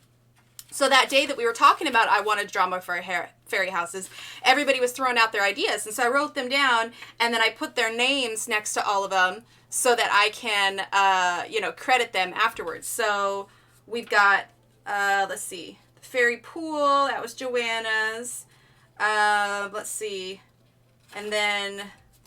But Sean gave me the teacup pool specifically. And then we had, oh, the teapot fairy house here was Amy. And so, yeah, recycling fairy. I had already done that one, so I just crossed that out. But yeah, so I've got them all written down. They are, Kenny, yeah. So the teapot fairy house and this mushroom fairy house and the recycling fairy house is all the Etsy store. Right, Laura? Oh, I'm so glad you saw it. Yeah, this is the one that I put up today. excuse me. This is the one that I put up today. So I was pretty excited with how this turned out. Yeah, I was pretty excited. You know, so like the little spot where maybe the spoon would sit after you're done, or, you know, the tea bag would hang out, you know, they've got flowers in it. And yeah, I've got like smoke coming in here, but my idea is maybe they're using the spout of the teapot for a chimney, you know what I mean? So yeah, this was super fun. I mean, I'm not quite sure how fairies would precisely cut out windows, but they're fairies. They're magical. They can make their fairy house look like whatever they want. Right? Right? Isn't that how that works? And I find I'm getting more and more creative as I go along. You know, I'm wanting to mix it up with the plants and everything, and so I really have to think, okay, what's something small that could be used, you know, as an item for a fairy. And the funny thing is my daughter, she's still pretty young and she loves fairies. So honestly, I go to her for ideas sometimes. It's like, what do you think a fairy would use for this? Or what do you think a fairy would use that? Because she is all about fairies. She loves it. Sorry, I didn't say what those were. I was just using 77 and now I'm using 5. Sometimes I switch too quickly without thinking. But yeah, so, and she likes seeing the finished products and everything. Pam, at this point, I have no plans to make them into a book. There's a couple reasons for that. One, the coloring book market is pretty highly saturated, and so a lot of publishers, unless you have something that really just blows them out of the water, a lot of publishers aren't looking for new coloring book artists. So that kind of, I have the one you're working on, but really love this new one. Oh, thanks, Kenny. And so they're not really looking for new coloring book illustrators. I could self-publish, but truth be told, that would probably be a little bit too expensive for me to do. And so, you know, if anybody were to approach me and said, hey, we like your stuff, we'd like to turn it into a book, I'd be like, sure. And I've thought about, you know, like Create Space on Amazon, but the paper quality for those is just not good. And I figure at least with the Etsy store, then you can pick and choose which ones you want, and then you can print them out on your choice of paper. Because I think I'd really be doing the pages a disservice if I just printed them out on the, sorry, if my voice is cracking, it's because I've got a little tickle in my throat here. I think it'd be doing the pictures and you guys a disservice to be like, hey, here's these illustrations I worked really hard on. Now have them on this paper that's probably not that great for coloring on. You know what I mean? So I feel like Etsy's probably the best choice for now, unless some sort of opportunity presents itself. And I know not everybody has access to printers, but in general, it's probably just better all around. Yeah, there you go, Shannon. There you go. All right, let's see. Number 5.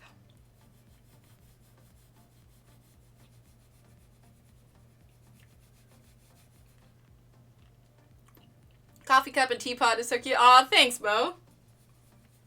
Yeah, I haven't decided which one I'm going to do next. I was looking at my list today.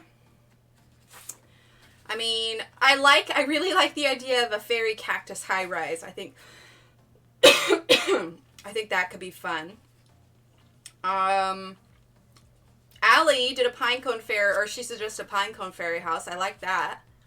What else? A beach fairy hut could be very cool. A fairy hive, that was Lisa Matrokin's idea. That could be really neat. So there's a number of them that are kind of popping out at me a little bit. Oh, thanks, Bo. I prefer downloads because shipping to Australia is too expensive and I can print on paper I choose. Exactly, Aspie, exactly. I feel like it makes them more accessible to everybody, you know? I mean, unless for some reason the country, you know, that particular country is blocking Etsy for whatever reason. I don't know if that's a thing. But yeah.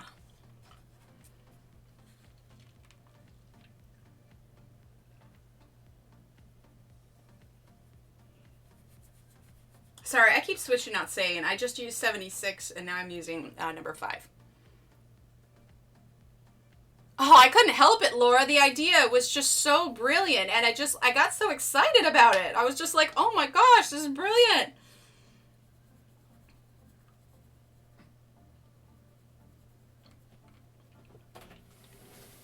Take it and run.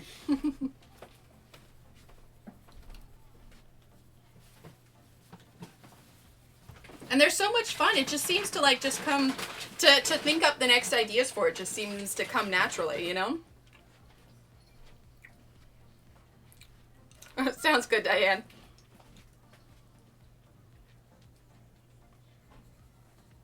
Well, and I think for the next sticker too, and for those who are curious what I'm talking about, I have these stickers in the Etsy shop as well. They're little holographic mushy hut stickers. I think the teapot would be really, really cool. And I discovered that rather than getting the whole sticker printed holographically, I can do just single bits be holographic. So like, for instance, if I were to reprint this, like I could do just these circles holographic and just the flowers holographic and maybe just the door. But the company, you can specifically pick and choose areas that you would want holographic or glittery. You should just make a fairy city. Yeah, exactly. Now see, that's what I'll do. I'll draw all the fairy huts, and then I'll just tape them up around the whole room. That will be the fairy city. Number 77 here. But yeah, I think that could be really cute for the teapot.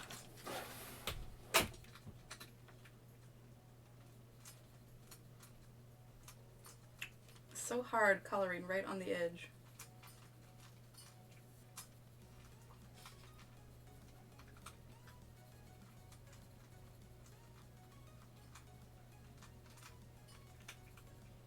Well, and it's been a little while since February, so that's another reason why I chose to color this tonight, because I wanted to get this done at some point.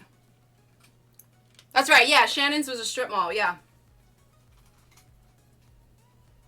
Yeah, sky's the limit for ideas with fairies, man, and I think that's what I love about it. It's just because they're so, you know, they fall under that kind of fantasy section, but, you know, whimsy at the same time.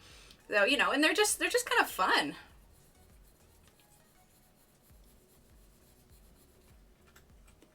Where fairies go and buy all their things very easy. Yeah, exactly.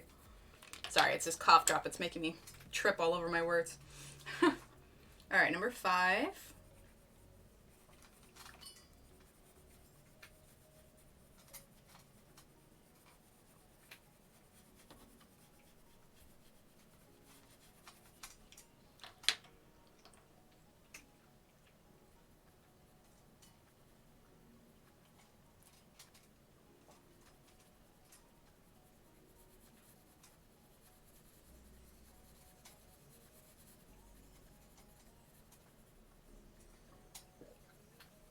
There we go. Oh, yeah, because I think I got Shannon's. Let's see. Where did I put Shannon's? It's in here somewhere. Yeah, anyway, they're all in here. There's loads of them. Because I think we've got, like... There was another one that had a bunch of them. Oh, Yvonne said of fairies from around the world. Patty suggested a teepee village. Yeah, so there's a bunch of them in here. I have a few pages. Okay, number 5.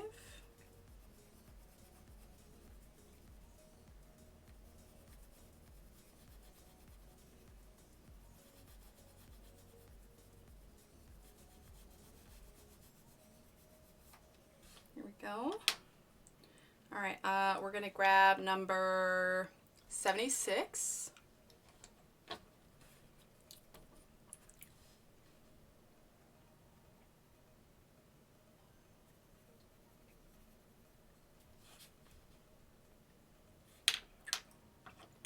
We're gonna grab number 38.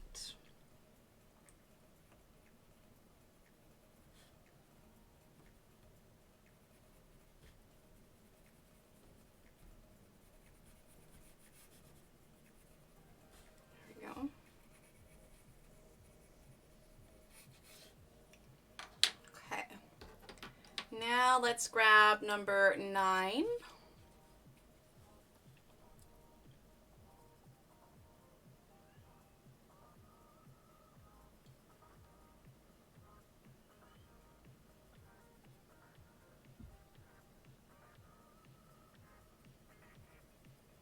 But yeah, and then my idea is whoever threw out that idea get copies of the pages as well. So Then, like I said, I got to send Amy and Sean theirs. But, yeah, I'm excited with how they're turning out. All right, number 8.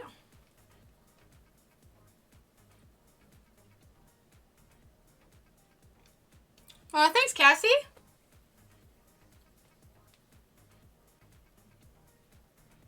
There we go. Okay, number 80.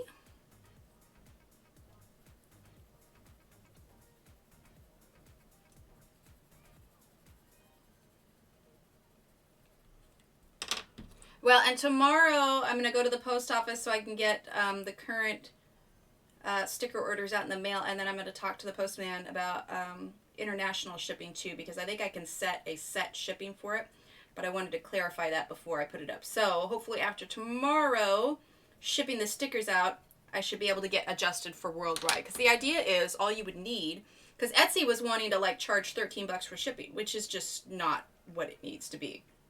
All I need to do is throw a stamp on it, and it should be able to go international. And stamps are not nearly as much as, because they're wanting to like set it up as a package, and that's not what I want to do. So I'm going to go to the post office tomorrow and get that squared away.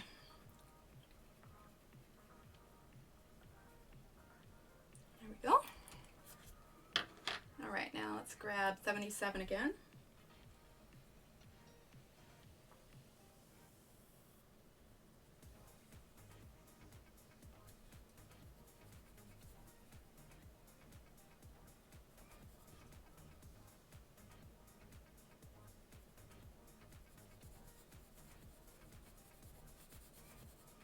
Go. Okay.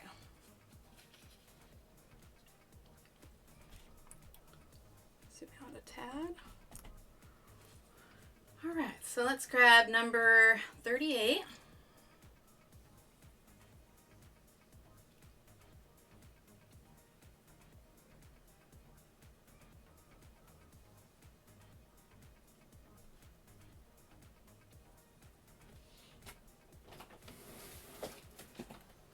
She's okay. Yeah.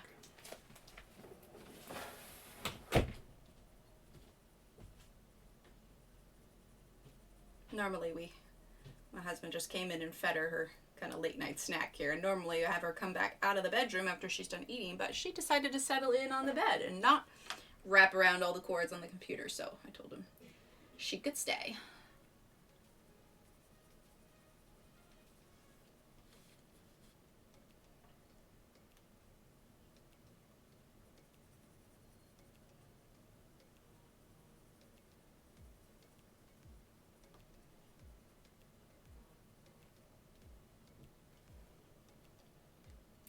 Right, Laura? Me too.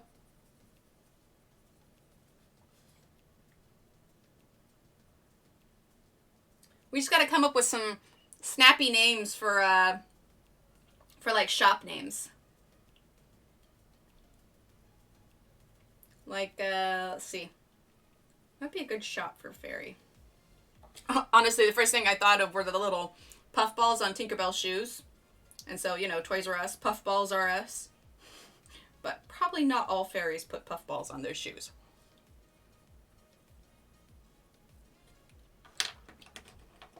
All right, number 5.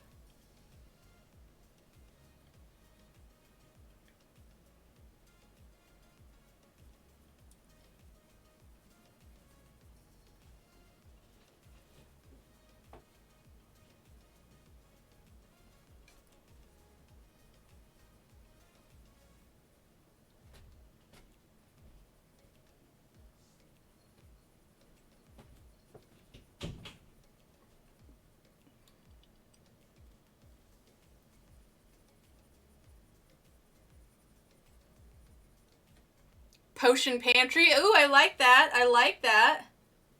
And they've been done tons of like little bottles in the window. That could be super cute.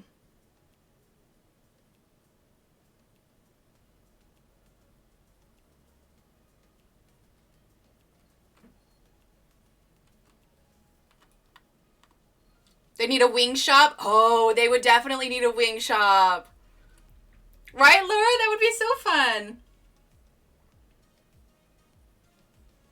Fairy Dust RS. I like it. Yeah, wing repair. There you go. Wing repair. Nice. I like it. I like it. Running low on dust? We have a 50% off sale. Let's see. 52. Yeah, that would be super cute.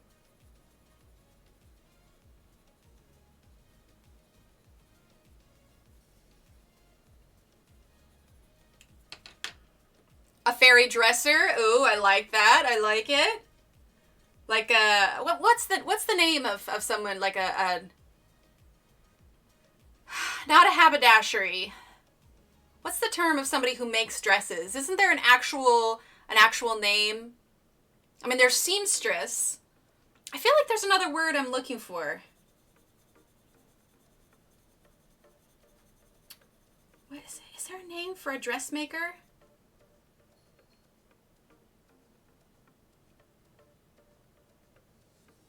Yeah, fair dresser. Yeah, there you go. Carnival was suggested too. I thought that was a good idea. Oh yeah, Carnival could be super cute. And there's a haberdashery, which is, you know, hats.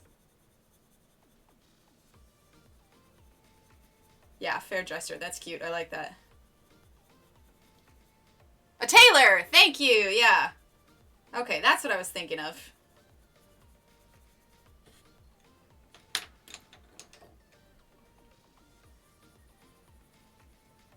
And then there's a cobbler.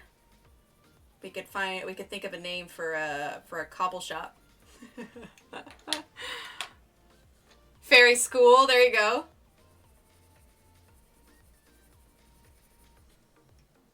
Your one-stop shop. I'm gonna use a little bit of white here. There's nothing that says all the bushes have to be the exact same shade.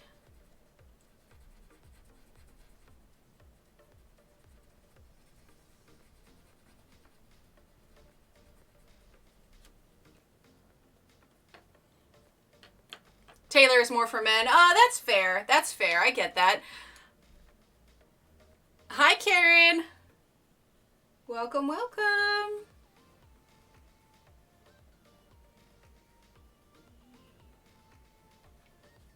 We're discussing shops that could be in a fairy strip mall. A general store? Oh, that could be cute. Problem with these ideas, she doesn't like to draw characters, so it just has to be the shop itself. Pay at the jar. Yeah, so that would be it. Like, I was thinking, like, it'd be the storefront. So when I think a strip mall, there's this strip mall on the coast in Oregon. So the idea would be, like, imagine, you know, I draw, like, landscape on the paper. And we could draw, like, you know, different shaped huts that maybe use something, you know, kind of creative for their hut. And then there'd be like the storefront with, you know, their titles here. Obviously not box shapes and not these shaped board, but that's kind of the idea. It would be, yeah, storefronts, exactly, Laura. So it would be a landscape drawing with different shaped buildings, maybe based on what the shop is about. And then you would have, you know, you'd have the big windows with everything in the windows. So kind of like that. I think that would be the idea. So yeah, definitely no in the store stuff. I mean, and I can muddle Sparkle Supplies. Aspie, I love that. Sparkle Supplies, that's so cute. Yeah, and I mean, I can muddle my way around drawing people, but it's just not something I'm super confident in. You know what I mean? And I don't want to be stressed while I'm drawing something, you know? That's no fun. If I'm like, all right, I feel confident I can completely, and if I can, so the way that I work personally, even when it comes to my coloring, is I sort of envision the project ahead of time. And as I'm drawing the next thing, my mind is already thinking of my next step that I'm going to get to. And it's like, okay, I know that I want to do this color next, or maybe I want to color in this spot. Like, it's already moving on to the next part. But you could do individual stores, more PDFs. Oh, that's true. That's true. Oh, thanks, Bo. See, and I know I'm not writing it down, but I made a mental note of when we started talking about this, so I can go back on the stream and make a note of these ideas here. But yeah, so it's like with people, I find that I'm like, oh, what do I do now? I guess I'll do hands? No, I'm terrible with hands.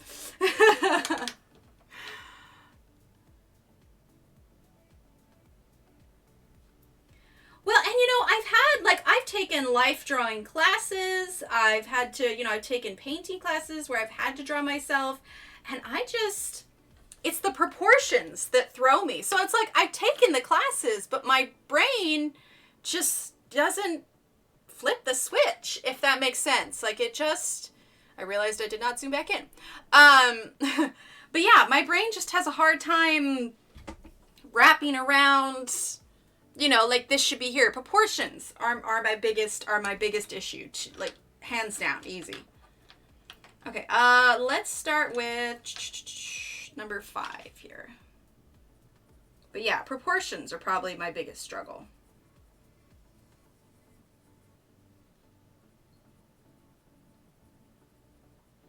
Like, obviously, realistic portraits, out of the question. If it's more cartoony, I can kind of get around it, but animals, plants, buildings, that's definitely my strong point. Yeah, exactly, Bosie. Yeah, proportions are always hard. That's normal, yeah. Like I said, I've taken the classes. I think it's just one of those things. I mean, of course, I can't even say that just because, the more you practice, the more you'll get better at it. So, not to say if you're not good at something, give up kind of thing. But I think for me, I know where my strengths lie, and they are definitely not in people. Talking to people, yes, I'm great at talking to people. I can do that. I'm a very much a people person, which I'm sure wasn't obvious at this point. But drawing people, that's a whole other thing. Proportions are hard. But if I can envision it in my head and I know exactly what I want the outcome to be, that generally makes me feel more comfortable in what I'm drawing. But I've done drawing tutorials and no one wants to watch them. Oh, Laura! Proportions are a nightmare for me. Yeah, it's hard. And hello, Loretta! I shy away from drawing figures, but even in portraits, I really struggle with facial symmetry, especially in the eyes, yeah. Yeah, I think Zucchini Kitty does. You know what, Emily? Leave the people to Laura and other people, and you stick to what you're good at. Your awesome mandalas, these fairy houses, which a lot of people like to. Aw, thanks, Bo. Maybe Laura and I can do a collaboration sometime, and we'll do a house, and she'll draw the little fairy family that goes with it. No pressure, though, Laura. No pressure. You know what's funny, though? I take comfort in the fact, too, that Joanna herself has also admitted that drawing people are not her strong point either. So, it's always nice when you realize that you're not totally alone in something that you struggle with. And, it's, I kind of, for me personally, I kind of accept it as it is a talent that I may never have, and I don't have a strong desire to grow. You know what I mean? I don't know. Maybe it's me just taking the easy way out because I like to, draw what I'm comfortable with and everything. But it's kind of like people who create music. Like, that just blows my mind. To be able to come up with a tune in your head, make it work, make it sound good, and then compose it, it just, that blows my mind. But I also know I could never compose music, I mean, again, if I practiced, I could probably muddle something out, but it's just like, I'm in my almost mid-30s now, and I know what I enjoy, and so it's just like, if I'm working for myself, I might as well do what I know I'm comfortable with. You know what I mean? Just let me know, Emily, I'd clap. Oh, awesome, Laura, that could be fun.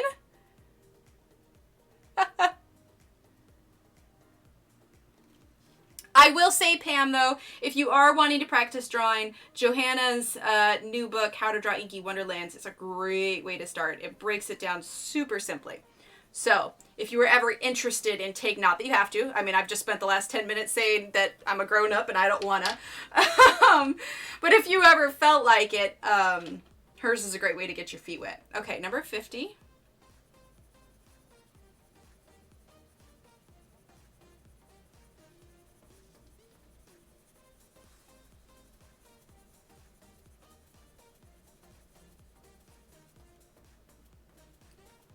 Same, Pam. I'll stick to whatever color and whatever they draw. That's the thing, is the desire to draw particularly. If you don't have a desire, I don't think there's any point in forcing yourself to do it. Exactly, Cassie, exactly. I don't do flowers or animals. Well, I cannot do them, which makes me crazy because I love flowers, but I want them a bit more realistic looking. Yeah, that's fair. See, I wouldn't say that mine are super realistic looking either. Like, they definitely... like, my particular avenue definitely falls under line art. Like, there's not a whole lot of... like, I'll do maybe a few kind of shaded lines to show maybe where the darker part is. But I don't even do a ton of shading on my... I can't color either. Trying, though. Oh, I'm so happy for you, Pam. I'm glad. So we only have so much free time. May as well spend it doing it with your love. Exactly! Oh, Karen, you reached 10,000? That's awesome! That's so awesome. Congratulations. Oh my goodness. Number 56.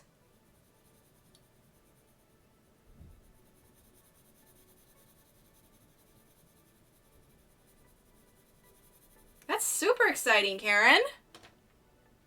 Thank you. Shh, don't tell anyone. Oh, it's too late now. Cat's out of the bag. Or rather, the zucchini cat is out of the bag. But see what I did there? See what I did there? I'm hilarious. No, I'm kidding. I'm gonna stop talking now. When I start making mom jokes, that's when I gotta reel it in, Emily. Reel it in. Hashtag mom joke. Let's see. Let's use number 25.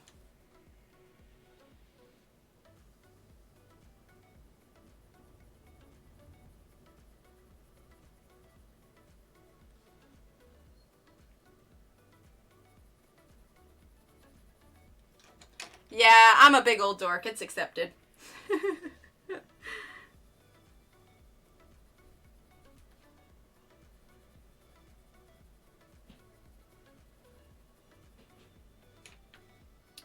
So, Karen, what is the what's the story behind your name, Zucchini Kitty? I'm mildly curious, and by mildly I mean I'm very curious. I was going to tell you congratulations at the end of the video I'm watching, but I think I just did. Lol, you deserve it and more. That's so awesome.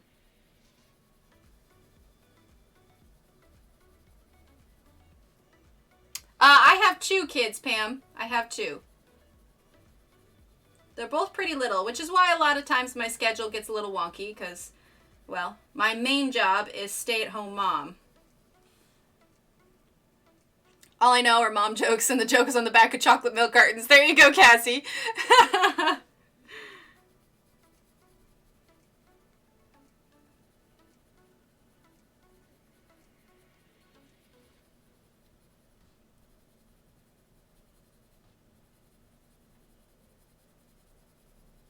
Okay, there we go. All right, we're getting there. We're getting there. Although it's 10:29, I don't know. I also don't want to rush this background. I'm gonna keep going. When I finish these bushes and blades of grass, I'll revisit if it's time for me to stop or no. I mean, it is 10:30, so technically it is usually when I end. But I'm so close, you know?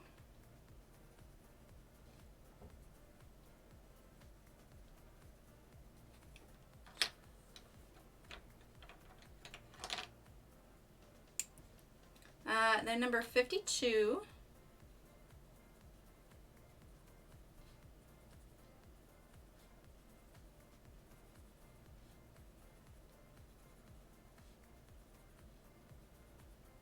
There we go. And let's do number 56.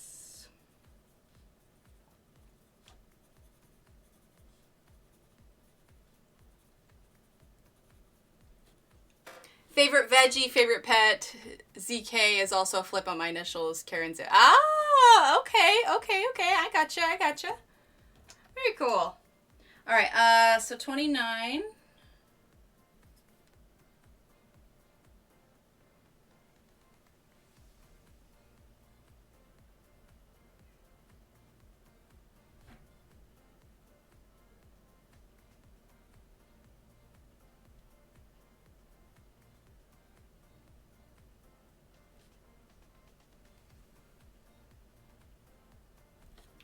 Okay, and then number 25. I've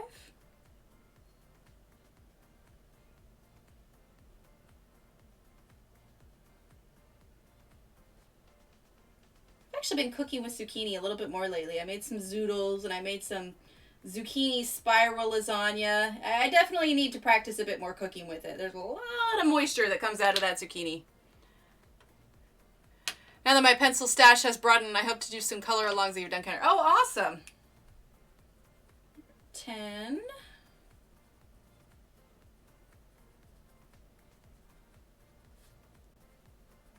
Okay.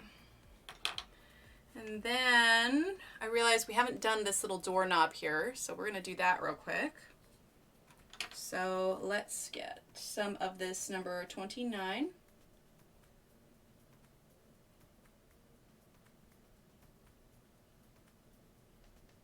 Okay. Then number 25.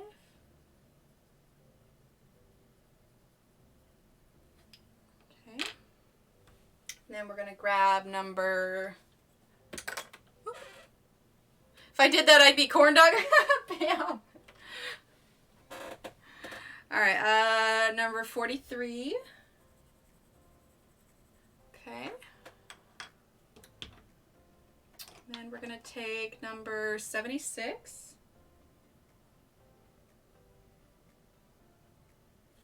Okay.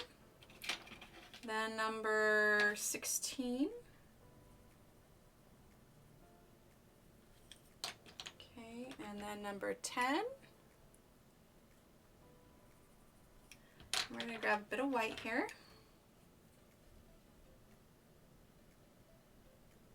Here we go. Okay. Then we're going to grab our glitter green again.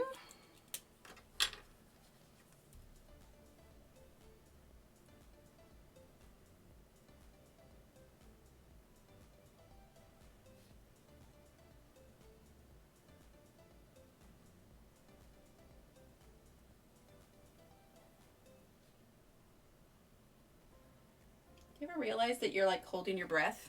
You don't mean to. Carrot cat. I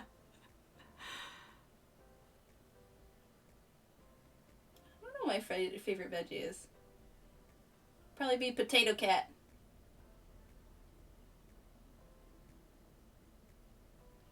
I do like potatoes. Okay.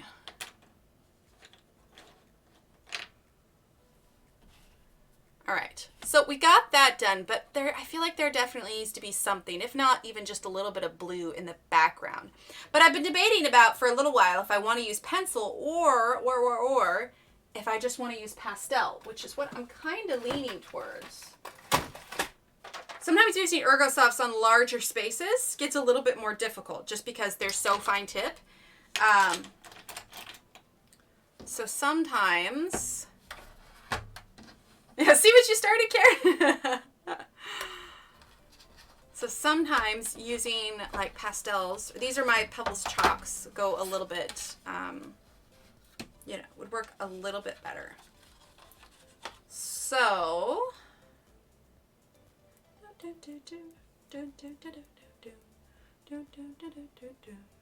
bell pepper fish. Cassie. Let's see. Got our little handy grabber here. You know what we haven't done in a while? That might be kind of fun. All right, let's grab that piece of paper that we were using earlier. Or just any of these, really. Here we go. All right, we're going to grab our scissors.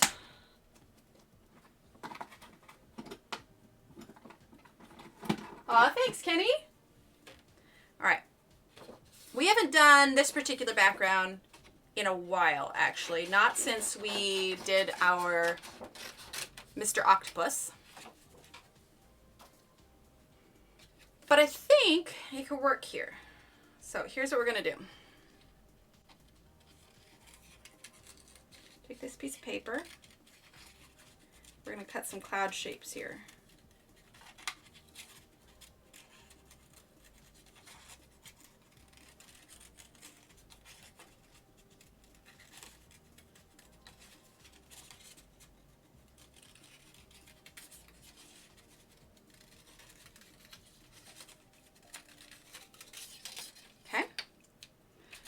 have this. This works also better on a larger space, but I think this can work here as well. Okay, so now we're going to take our little tool here. We're going to lay this over the top. I'm going to use, I don't know if you can see here, I'm using this light blue.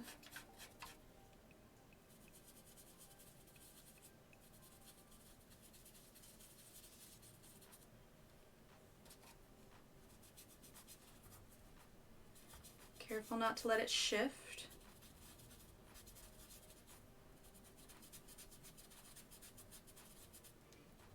Okay. Okay, we're going to do another one here.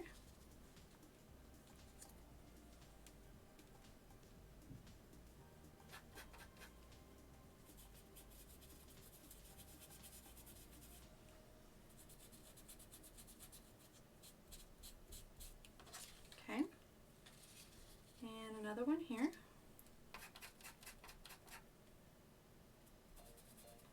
Also trying not to go over where I colored with the pencil.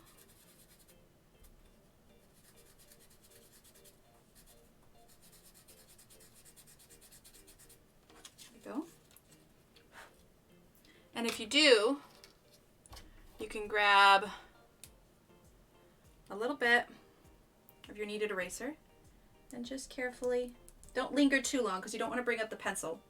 Your goal is to just bring up the pastel. Let's make sure this is in focus. Yeah, there we go. Okay. I don't know if you can see that very well. Maybe let's zoom in just a bit. There we go. Maybe make it. The pastels don't compromise the pencil? No, Nan, because I'm specifically trying to avoid where I have the pencil. But like I said, if you do happen to go over a little bit, you can use the kneaded eraser to just gently lift it up.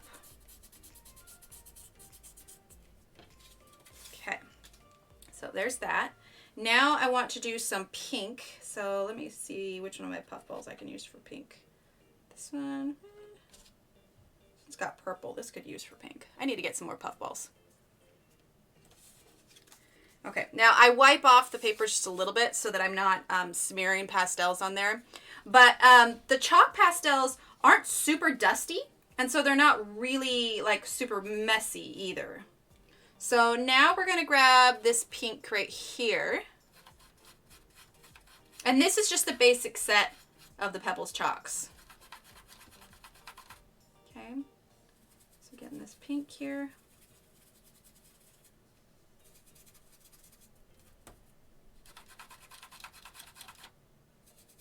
And you can always go a little bit darker and use the darker colors as well. That is just fine.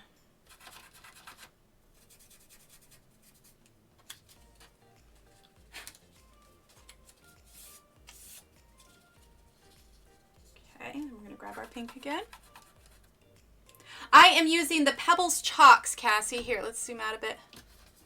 It is these ones. The classic chalks, the 30 basic bright shades. Oh, definitely not, Laura. They are much more like chalk than they are like pastels, for sure. They are, you know, they come in cakes, but you can see, like, just rubbing my finger on it, you don't get that much on your finger. So they are a much harder, so if you're concerned about mess with it, I mean, I've had these for years and you can see how, you know, little worn down they are. They're not nearly as messy as your standard pastels.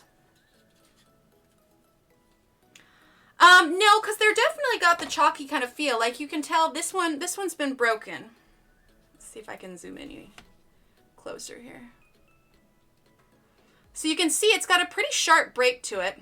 The yellow, you know, stands out a little bit more, but it's much more like chalk than they are like pastels. But they're not as soft as makeup would be, if that makes sense. And I believe they're fairly inexpensive. I don't think I have a link for that one made. I haven't used them in a while. But if you were to look at my unicorn picture that I colored on my Instagram, I used the Pebbles chalk for the cloud backgrounds as well on that one. Here we go.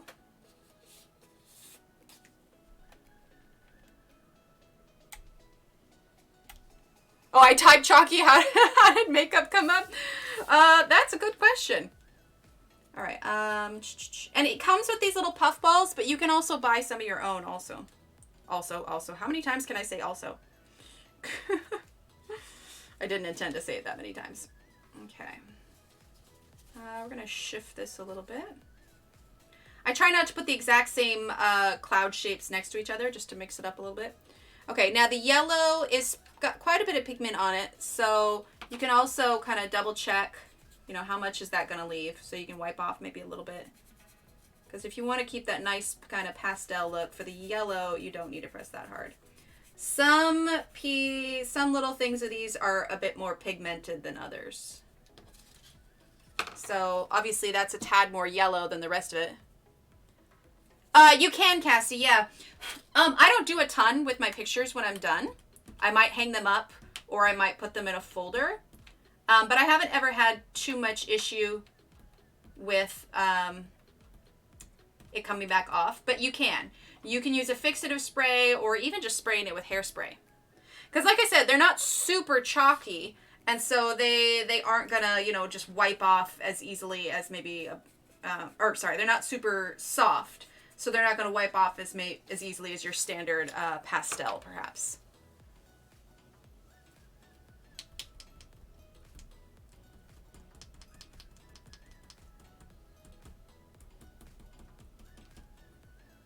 There we go. Ah, perfect. Thank you, Shannon. Yeah, I find that if I'm using a pencil that doesn't cover large spaces well, that I prefer to go for something like pastels. Let's see. I want to do... Plus, this little thing makes it so handy. I will say when I bought it, this thing kept popping out. Maybe it's so that you can change the heads or something, but I didn't like that, so I super glued this in. All right, I want to use this little teal color here. I also make sure you don't flip this over to use the other side, because then whatever chalk you have on here, you're going to smear onto your paper. Yeah, I wouldn't say that it's absolutely necessarily, unless like you're really just like taking your drawing all over the place. I mean, it's probably going to be just fine. I mean, maybe over time, but you know, maybe put a plastic sheet over it or something. I really don't use fixatives all that often. I use them when I'm doing my paintings, but that's mostly to protect it from fading, UV fading. But otherwise, I don't know. Maybe I should. Maybe I'm a bad artist for not using them.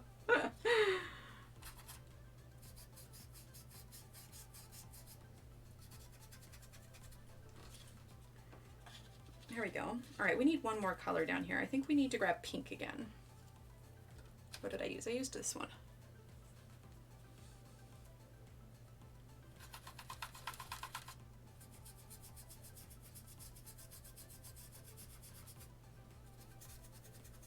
There we go. Okay, so it might be hard to see for you guys, but now we've got this kind of rainbow cloud effect going on in the background. Let's make sure this is nice and in focus here. All right, maybe if I lower the light just a little bit. No, it's still hard to see. Well, here, let's zoom in. Get this in focus here. Okay, I'm gonna move this around a little bit so you can kind of see. So you see where we get kind of these hard lines next to the white? That's the idea that gives you those kind of cloudy shapes. And, you know, making it in different colors gives it kind of a whimsy kind of look. No, they're really not. They're very affordable. They're extremely affordable. Now, I have heard those that have gotten shipped, you know, they've had a few of the cakes crack, which that's exactly why these are broken. But honestly, that didn't bother me too much because they fit right back in here, and I'm going to rub on them anyway. So, you know, there is the possibility that they may, you know, a couple of them may crack in shipping, but it hasn't affected my ability to use them at all. So, and I've had these literally for years. Like, maybe 2016, at least 4 years, if not 2015.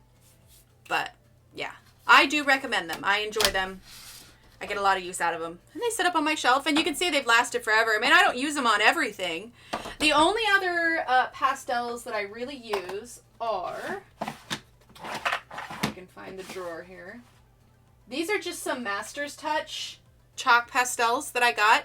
And what I'll do is I will shave these off onto a piece of paper, then use a cotton ball, and then do the same technique. But for something small like this, those pebble chalks work perfectly. All right. Well, yeah, see, I got some chalk on there. And I think it's done. Aw, thanks, everyone. Maybe darken a little bit? Maybe? No, it's all right. But yeah, I think she is all finished. It's our little mushroom hut. It's our little mushroom hut. Yay! It only took me a couple weeks, right? Just a couple?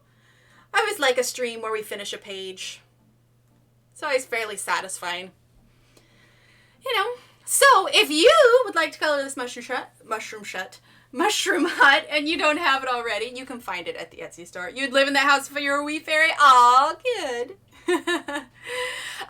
So you can find this image on my Etsy store, along with our recycling fairy house, recycling fairy, and our teapot fairy house. So there are a few fairy houses on the Etsy shop, as well as mushroom hut stickers.